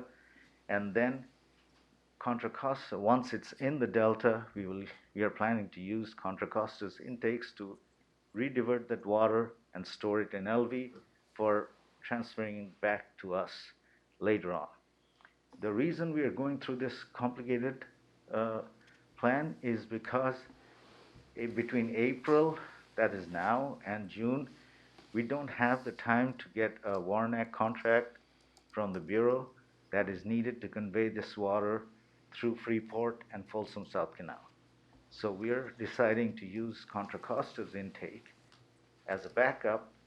They will divert the water, and we will reimburse them for their costs and storage of water. On the back side, when we want this water back from Contra Costa, our first plan, or our first preference is to do a CBP exchange, just like the one we did in 2021 for 2,000 acre-feet. Contra Costa will use the stored water in LV, and in exchange of that, they will give us their CBP allocation of equal amount. We will divert that at Freeport, bring it into a service area, and then use it as, just like our CBP supply. Only issue is that we still have not got Reclamation's approval on it. We will need to do that. By any chance, if that does not happen, there's a risk because it's public health and safety, low allocations, unprecedented. Reclamation may not agree to that. In that case, we have a couple of backup plans. And our first backup plan is that we will, with Contra Costa's help, we will try to remarket that water to another agency. And whatever proceeds we get from that will be sent to us, minus some of Contra Costa's cost. That way, we at least will not lose the water, and other agency can use it, and we can recover some of our costs. If that does not happen, and there's a hard deadline of June of 2024, the deadline for that, June 2024, is that by that time, Contra Costa will start draining Los Vaqueros Reservoir for expanding the project. So if by that time, if we don't get the water back to us, we'll have to come up with our third and last resort option, which is Contra Costa will use that water instead of their CBP, instead of diverting CBP water, and they will reimburse us for their avoided cost for CBP water. That is our last resort, and the reason is that their avoided cost for CBP is in the $70 per acre-foot range, And if that happens, we might lose $6.5 million in this transaction. Why isn't there a last resort of actually taking the water from LV through our Enertie? That is an option. We will probably consider that. I mean, yeah, but isn't that why we have it? I mean, I know it's lower quality. There are some system modifications that need to be done Okay. to go from Contra Costa's side to our side. We have done water going from this side to theirs. So, I mean, we'll definitely look into it before probably losing the $6.5 million. The Yuba summer transfer is pretty straightforward. They will release 10 TAF at the Marysville gauge. We collect it, or we re-divert it at Freeport, bring it into our system. It's a straightforward transfer.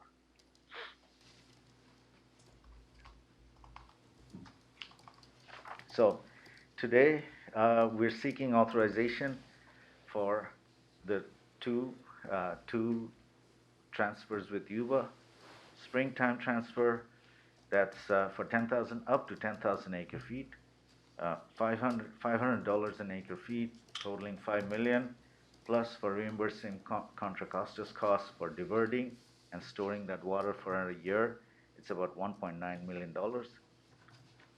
For the summer water, it's a little bit more expensive, $600 an acre feet, totaling $6 million. Plus, we'll need a WARNAC contract from the Bureau that we've already started working with them on it. It's about $500,000. Altogether, for 20,000 acre feet of transfer water, it's about $13.35 million. Does the 1.89, does the $1,890,000, is that factored into the $500 per acre foot number, or is that an addition? That's in addition. So what's the net acre foot cost? Net, okay. If you look at the total cost of all the water, all the cost for the 20,000 acre feet, it's around $675 an acre foot. If you take into account that we're not going to get the full 10,000 acre feet, it's closer to about $1,000 an acre foot. Right, because it's only 6.5. Yeah, so we get 16.5 versus the full 20. But we're buying 20,000, so you kind of have to look at we're buying it all, even though there's some losses. So it's 675. Is there an assumption that we get some of this money from a drought surcharge, or is this just from the rainy day fund? If we do consider a drought surcharge, which we'll present, will include all the costs for these waters and how we can recover these costs through a drought surcharge. So just keep in mind, in rough numbers, 8% surcharge will recover around $32 million. So if you look at the total cost of this, 8%, this is just some of what we're doing. So that's what we'll present the next time as far as how we can recover some of these costs. This, I don't know if it's far-fetched, but, with the various kinds of recovery monies and stimulus monies and the like, is there a chance there's a nickel or a dime there that we can go look at? I'm not aware of anything that might be available for that.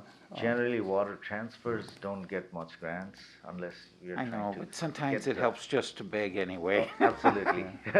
We will. And just to keep in mind, I think Santa Clara Valley Water, Alameda County Water right now have a 15% surcharge, drought surcharge. Oh, yeah. San Francisco, I think, is at 5%, and Contra Costa will be considering a drought surcharge, I believe, next week.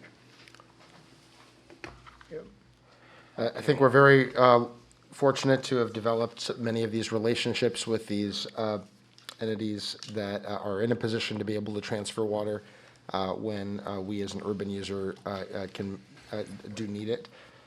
So thank you for the presentation and all of the updated information. I'm certainly interested in a full exploration of options for recovery of the water that's transferred to balance the considerations of water quality with cost and lost investment, which are all important in their own ways. So I think it'll be important to consider it.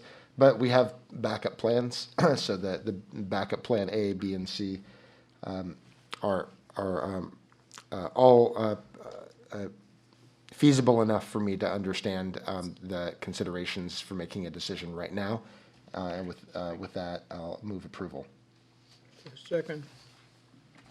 All right, motion by Director Katz, seconded by Director Patterson. Any more discussion, questions? All right, we'll take a roll call vote then. And confirming that this is this is for 16.1 through 16.2, all points. Correct. Right. Yes. Okay. Director Coleman? Yes. Director Katz? Yes. Director Mellon? Yes, and good job. Director Patterson? Yes. Director Young? Yes. President Lenny? Yes. Thank you, Hassan. Thank you, everyone. Just moving on to our emergency repair. On March 28th, a contractor performing work on district construction project notified us of a sinkhole near the intersection of Kennedy and Denison Streets in Oakland. This was the second sinkhole on the district's south interceptor this year, and upon investigation, the top of the 66-inch diameter interceptor had collapsed. On March 30th, I declared a district emergency in consultation with President Lenny to expedite the repair of the interceptor. Before you is a resolution to ratify the emergency declaration, and we have Eileen White, Director of Wastewater, to provide a little background on the failure and the plan moving forward. Thanks, Clifford. Good afternoon, President Lenny and members of the board. I'm back again to give you a brief presentation on another collapsed portion of the South Interceptor. In today's presentation, I'll give you a brief overview of the incident, talk about the excellent job the wastewater team did responding to the emergency, and then I'll conclude with next steps. So a map of the district's wastewater system is shown on the left. The interceptors, which are the large diameter pipelines that deliver the wastewater to the main wastewater treatment plant, are shown on green lines. And as Clifford mentioned, that on March 28th, a contractor informed us who was doing work in the area that a portion of the 66-inch south interceptor near the intersection of Kennedy and Denison Street collapsed and formed a sinkhole. Staff immediately responded to the site and reported that yes, a portion of the south interceptor had collapsed and a sinkhole had developed approximately 9 feet deep from grade to the top of the collapsed interceptor. The south interceptor in this area is 66 inches in diameter and is within 5 feet of a traffic lane on Denison Street. The good news, we always have to look for the good news in these incidences, is there was no indication of wastewater spilling out of the pipe or of infiltration or inflow into the pipe. So there was no regulatory violations. Work on the collapsed section of the interceptor, ironically, was scheduled for this summer, and the project, Special Structures Rehab, was awarded late last year. Unfortunately, the pipe decided to collapse before we got to it. Here's an aerial image of the area. The yellow line shows the 66-inch diameter interceptor, which conveys the wastewater northward parallel to the freeway. The intersection of Kennedy and Denison Street is shown in the blue rectangle, and this is right after the 23rd Avenue Alameda off-ramp from Interstate 880, or about a half mile before the Fruitvale Avenue exit. So it's a busy, very busy area. So here's a cross-sectional diagram of the intersection of Kennedy and Denison Street looking east. At this intersection, there are 2 manholes. We refer to them as manhole 31 and manhole 32. In this diagram, wastewater flows from right to left towards the main wastewater treatment plant. In this diagram, the interceptor and manholes are colored green, while a storm drain is colored blue. The storm drain runs perpendicular to the interceptor, and the interceptor bends down and then back up to avoid the storm drain. The damage area on top of the interceptor is shown in orange. The hole is 5 feet long and about 6 feet wide, indicating severe deterioration of the concrete at this location. The sinkhole is located adjacent to the manhole. Here are some photos of the sinkhole from above ground. The yellow circles in the photos on the left and right show the sinkhole. The photo on the bottom shows the sinkhole from closer up.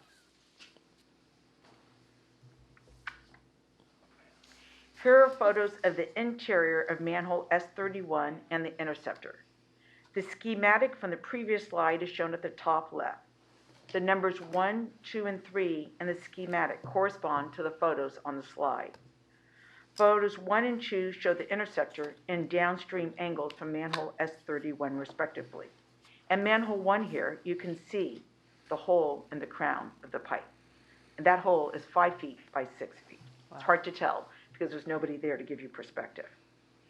In photos 1 and 2, you can see that the pipe and manhole structure are corroded and discolored with exposed aggregate.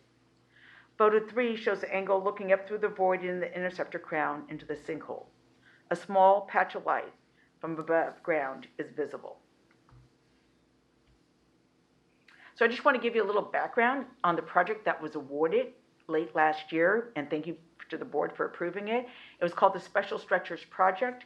It consisted of 6 segments of interceptor pipe, 6 manhole stretchers, and 3 work sites in different public right-of-way. And location B is the Jennison Kennedy site. So now I want to take you to the site and explain what the project is and why you're wondering, why are we declaring an emergency if we just awarded a construction contract late last year? And I want to explain that.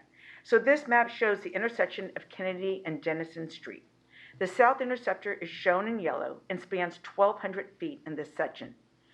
In order to do the work, a temporary bypass pipe is going to be needed and is shown in red and spans over 2,000 feet.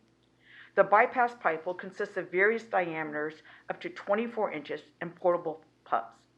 Flows will be diverted from the south interceptor along with 2 City of Oakland manholes. The temporary piping is going to have to traverse across Caltrans right-of-way and public streets. In this process, it's going to navigate across numerous utilities. So you can see the bypass pumping operation is huge. There's a reason that this corroded segment of interceptor has not been dealt with for many years. It's very complex.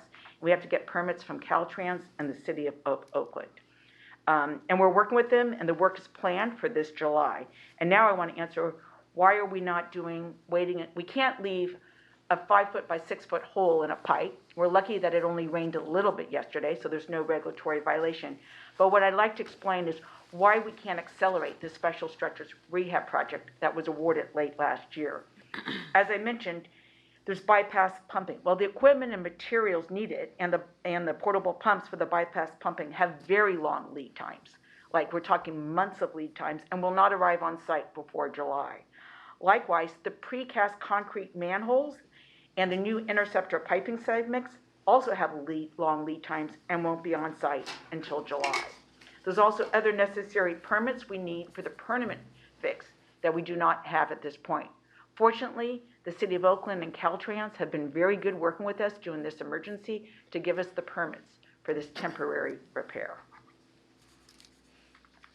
And then I just want to walk through what the repair is going to be. So we stabilized the site we did to allow the interceptor to remain in operation until the permanent fix can be implemented later this summer. The site will be plated and secured to make sure it's safe for traffic and pedestrians when we get the work done. The repair we're going to do is very similar to what we did to address the sinkhole that occurred along the south interceptor earlier this year in the Oakland Coliseum. We're going to repair the crown of the interceptor with a 1/2-inch thick rolled steel pipe. And to install the steel pipe, we're going to have to install shoring. We're going to excavate. We're going to pour concrete. We're going to backfill and repave.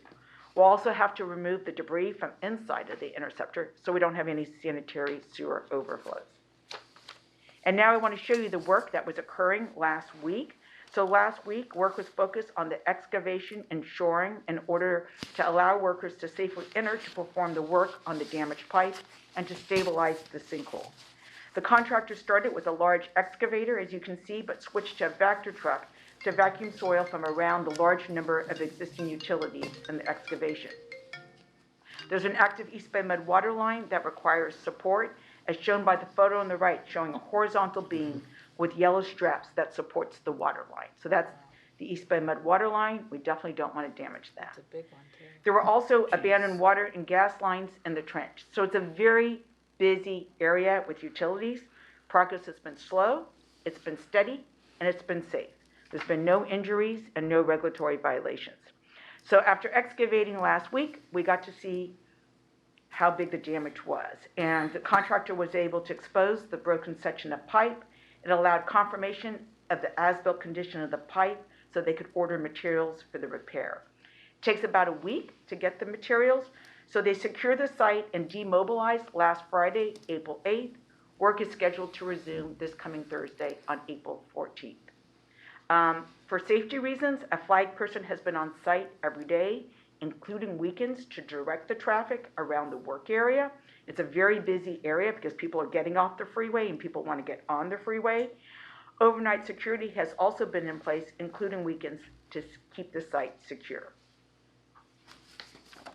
So here's a quick timeline. On March 28th, we were alerted about the sinkhole and began incident stabilization. On March 30th, an emergency declaration was declared. Today, we're asking the board to ratify the declaration of an emergency, and then we plan to make repairs beginning Thursday of this week and complete them in April. And then in July, we'll have the special stretchers rehab project. So today, we're asking the board to ratify the declaration of the district emergency to allow for expedited repairs. We want to ask the board to authorize expenditures of sums as necessary in response to the emergency. And then I want to thank our general manager, our board of directors, and for all the wastewater staff, inspectors, engineers, operators who have responded so well to this emergency. And with that, I open it to any questions. Questions, anyone? I think, Oh, go ahead, Frank. this is a Band-Aid, isn't it? Well, to be honest, it was going to be a Band-Aid, but it's not a Band-Aid now. Because of the fact that the trench is so many utilities, what we fix, we're going to leave, and then we're going to have to do some sort of slip lining. So we've done CCTVing of the pipe, and for about a 25 segment upstream of this segment, it's not in good shape. So we're probably going to have to do slip lining of it. So I think what we're seeing is accelerated rate of corrosion of our wastewater infrastructure as a result of the droughts. We're seeing flows have significantly dropped off. Great job with conservation, everyone. We've reduced our water use by, a third in the 2012 to 2015 drought. So we're seeing lower flows, more concentrated. It's in the pipe longer. So what was identified, in rehab 10 years ago that was supposed to last another 15, 20 years is not lasting. In the last 10 years, we've rehabbed over 5 miles of our Interceptor. As part of this emergency, we're doing CCTVing of other areas that we're going to go back into later this year. There's already planned, as part of the capital program, to do an Interceptor damage more extensive assessment later this year, but we're going to do some expedite CCTVing. We're lucky we're finding this in dry weather. If this was wet weather, we'd be into significant regulatory violations. Right. Yeah. So I guess if there's a silver lining is that we've been at least finding these sinkholes and collapsed segment, and this was planned for July of this year. So it wasn't like we weren't, just we're seeing accelerated corrosion. And the pipe went in 1948, so it's over 70 years old. What you're saying is if this had to happen, even though we don't want the drought, this is the best time for it to happen. If it's going to happen, and likewise with the one in the Oakland Coliseum that happened in January, as much as we don't want a drought, it worked out well for us because had it rained, had we had those storms that we had in December or on October 24th and 25th, we would have regulatory violations, significant regulatory violations from overflows from an open exposed pipe. All these pipes flow full when we, have big storm events. You convinced me. In the July, and I know it's not the topic of our thing, but the July project, or the project starts in July, is that going to close off a lane of 880 too, or? We're not thinking we're going to have to do 880. No, we'll be able to stay primarily in the city of Oakland streets there. So on that, okay. But Yeah. Okay. But you can see it's a busy area, and right now Denison Street is closed from Cotton Street to Kennedy Street right now. Are you confident that had you seen this ahead of time 2 months ago, 3 months ago, that you would have identified it as something ripe for collapse there, or would have just said, "Oh, this we need to get something done here soon"? Well, we actually CCTV'd it as part of the design a year and a half ago, so we knew that it wasn't in good shape. It's a complex design, and the 3 areas that I showed you that's part of this project, I think there's a reason they've been left for quite a while, because they're very complex. And as I explained, even the trench itself is very crowded with water lines, abandoned PG&E lines, and live PG&E lines. So we were moving as fast as we can. This wasn't designed for 2 years because it's so complex. And as I pointed out, that bypass pumping is no small feat.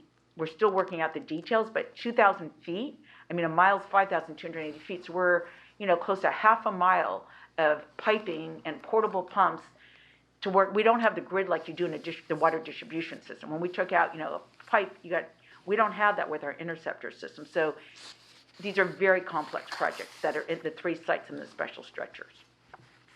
Yeah, I had an opportunity to swing by there. It's right off my bike route. And I was pretty astounded at how many pipes there were crossing over there. They said this is a EBMUD water supply pipe. I was going, wow. And I think they said there was a natural gas pipeline there as well, which, ouch. Yeah. So it's been slow, steady, safe, and no regulatory violations, and nobody hurt. We're being very careful. Yeah, it's very impressive. Luckily caught it. Any other questions, comments? I would move to ratify. This done? Second. Oh. All right. Moved by Director Mellon, seconded by Director Patterson, and we'll take a roll call vote for that. Director Coleman? Yes. Director Katz? Yes. Director Mellon? Yes. Director Patterson? Yes. Director Young? Yes. President Lenny? Yes. All right, carries unanimously. Thank you. Moving on to the General Manager's report, I have a very brief COVID presentation, and Dave Briggs is here to provide the update. Okay, I'll be as brief as I can. Good afternoon again. So just to give you an update of where we are and maybe where we're headed, slide 2, as we've been showing for a while, shows the positive cases in our local counties. The lower graphic shows the positive cases at the district. For the month of April, it's showing 5, but the latest number is 8. And for the last 2 months, we've seen about 2 or 3 positive cases among employees per week. And it's remained kind of stubborn at that level. And if you look back maybe a year ago, in May and June of 2021, you can see that really we were getting 1 a month. So we've certainly been lower. It is very difficult to know if we're between surges or not, and are we at the foot of another mountain, or are we already plateaued? It's very hard to tell. I don't think anybody knows. We keep very close tabs on every metric we can get our hands on. The concentrations in wastewater have increased, but just like infection rates and positivity rates in just about every demographic we're tracking, we're seeing slow linear growth. We are not seeing exponential growth like we've seen during the Omicron and Delta phases. So again, it's very difficult to know if we're just experiencing a small bump or we're at the foot of another very large hill. It's very hard to know. And I think it just gives us more reason to just take it slow and move cautiously. So up to date, today, as of noon today, we're at 462 employee positives, 33 contractors. No real news here with respect to operations or number of employees who are off work, and we know of no employee who is hospitalized presently with the virus. Slide 4 really does have the news here. Last week, California DPH put out a new recommendation for asymptomatic individuals that no longer need to quarantine regardless of your vaccination status. That's new. The old rule recommendation was that if you were asymptomatic, you could avoid quarantine only if you were quote unquote fully vaccinated by the state's definition. So this is relatively significant. First, it helps us get people back to work faster when everybody who's asymptomatic can avoid quarantine. Now, you still are recommended to test after 3 to 5 days, but it will get people back to work. Second, it is certainly easier to administer this. One's vaccination status is a function of time. You could have been fully vaccinated yesterday, but not today, depending on when you may be eligible for a booster. And you're also aware that the second round of boosters are now being recommended. So this is vaccination status is not an easy question to answer. So this removing that from the equation certainly makes this easier.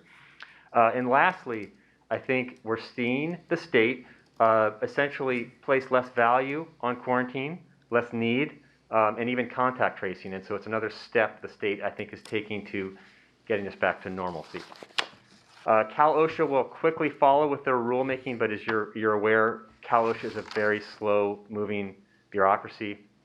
Cal DPH can move very quickly, and under the governor's executive order, we're following California DPH when it comes to workplace regulations. Okay, so we will implement this change today immediately, and it will make our lives easier. With respect to face coverings, for all of our workspace indoors, except for in an office, the requirement is for face coverings. We're aware that employees are fatigued with wearing the face coverings. There are also many other employees who want to remain wearing them and are concerned about the workplace. So we get both sides. But until we see a couple of weeks, maybe 3 weeks, of downward trending metrics consistently and lower, I think we're still in a place where we want to keep the face coverings for the time being. And I would say the other aspect of our protocols that falls in that category is the testing for those employees who have the exemption and who are not vaccinated. So give us 2 to 3 weeks of watching this data. Hopefully we're seeing a speed bump in this whole pandemic and not another mountain. Let's look at it in 2 or 3 weeks and then make a decision there with respect to face coverings and continuing the testing. But for now, I think we are still in the wait and see. Other protocols will remain in effect, and the district's vaccination requirement also remains in effect. And then the last slide I have for you, which has really been the same. So it's the same plan. We continue to watch everything very closely, especially those returning back to work and coming back to work in this building. We will, and we have, and are right in the middle of changing our COVID management protocol to reflect the latest guidance from the state. We'll look at masks. We'll look at the testing for the exempted individuals, and we'll maintain our testing sites at the moment, which is 3. And that's my update. Thank you.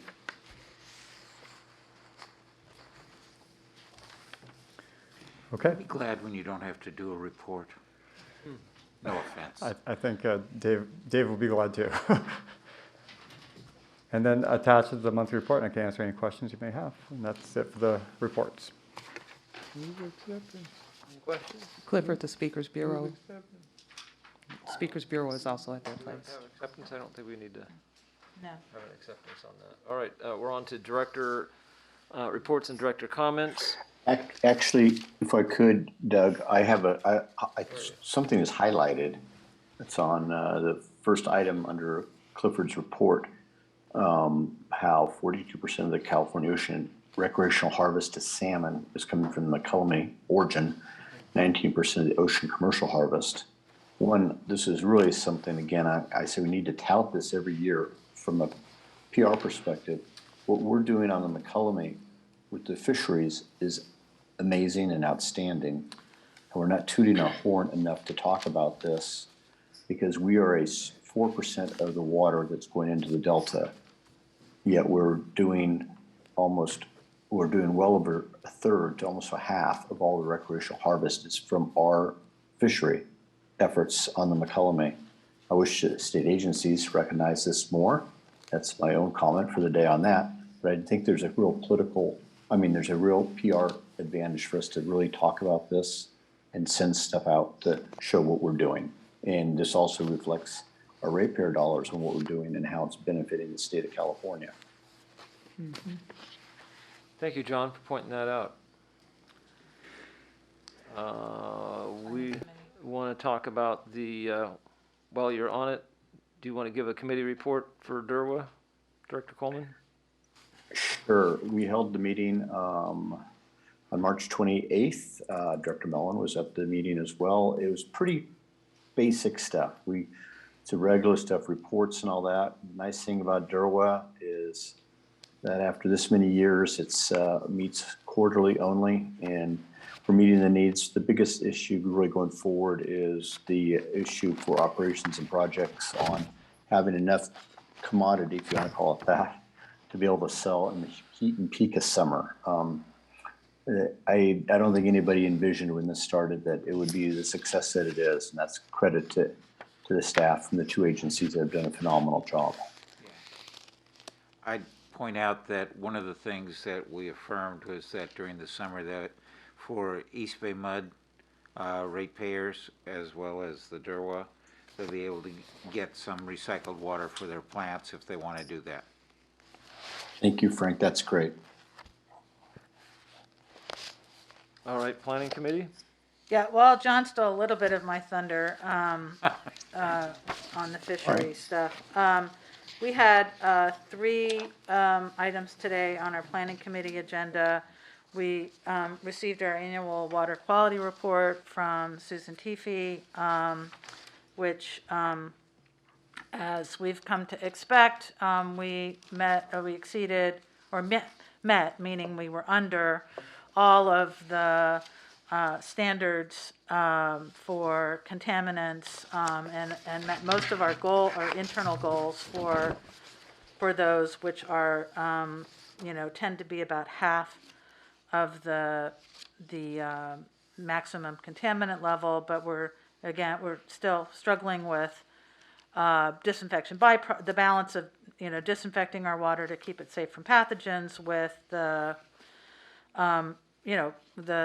unfortunately the byproducts that result from that disinfection, and meeting the goals for that, although we're well below the standards, and hopefully our Rinda plant will help moderate that when we get those improvements done.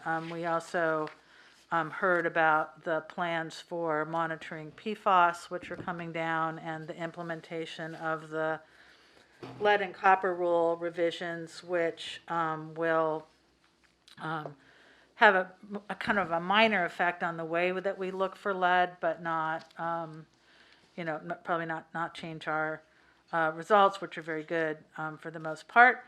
In addition to the water quality report, we got an update on our plans for paving, and a discussion about the balance between what we might need to contract out as opposed to do with in-district forces, and that's an ongoing conversation. Staff received some direction from the committee on how to proceed with that. And then finally, we got the McCollum fisheries report, which did show a decline, a second-year decline in fish return, but as John pointed out, we're still contributing massively to the commercial fishery, and got an update on our continued restoration efforts. And I have to agree with John that we need to toot our own horn a lot more about the work that we're doing in that area. We once again did not hear the annual recreation report, and hopefully it goes to number 1 on the list of our next planning committee meeting, so that Scott Hill only has to come and wear a tie one more time to present on that. So that was the planning committee. It does look uncomfortable in a tie. All right, Director Patterson about the Legislative Human Resources Committee. Yes, thank you, Mr. President. This morning, we had a great presentation showing the collaboration between Peralta District and the district itself, and enhancing opportunities for our staff. 30 to 35 employees will participate in an on-site learning program. This gives opportunity for our staff to expand beyond where they are and move within the district. Of course, the partnership goals have always been there, and they've been adhered to. And the strategic plan is enhanced because of the workforce development goal. And finally, the DEI program, which we all support, that is a pillar now of the district, moving us forward and upward. Many of the participants they get promotions. They get to move within the district.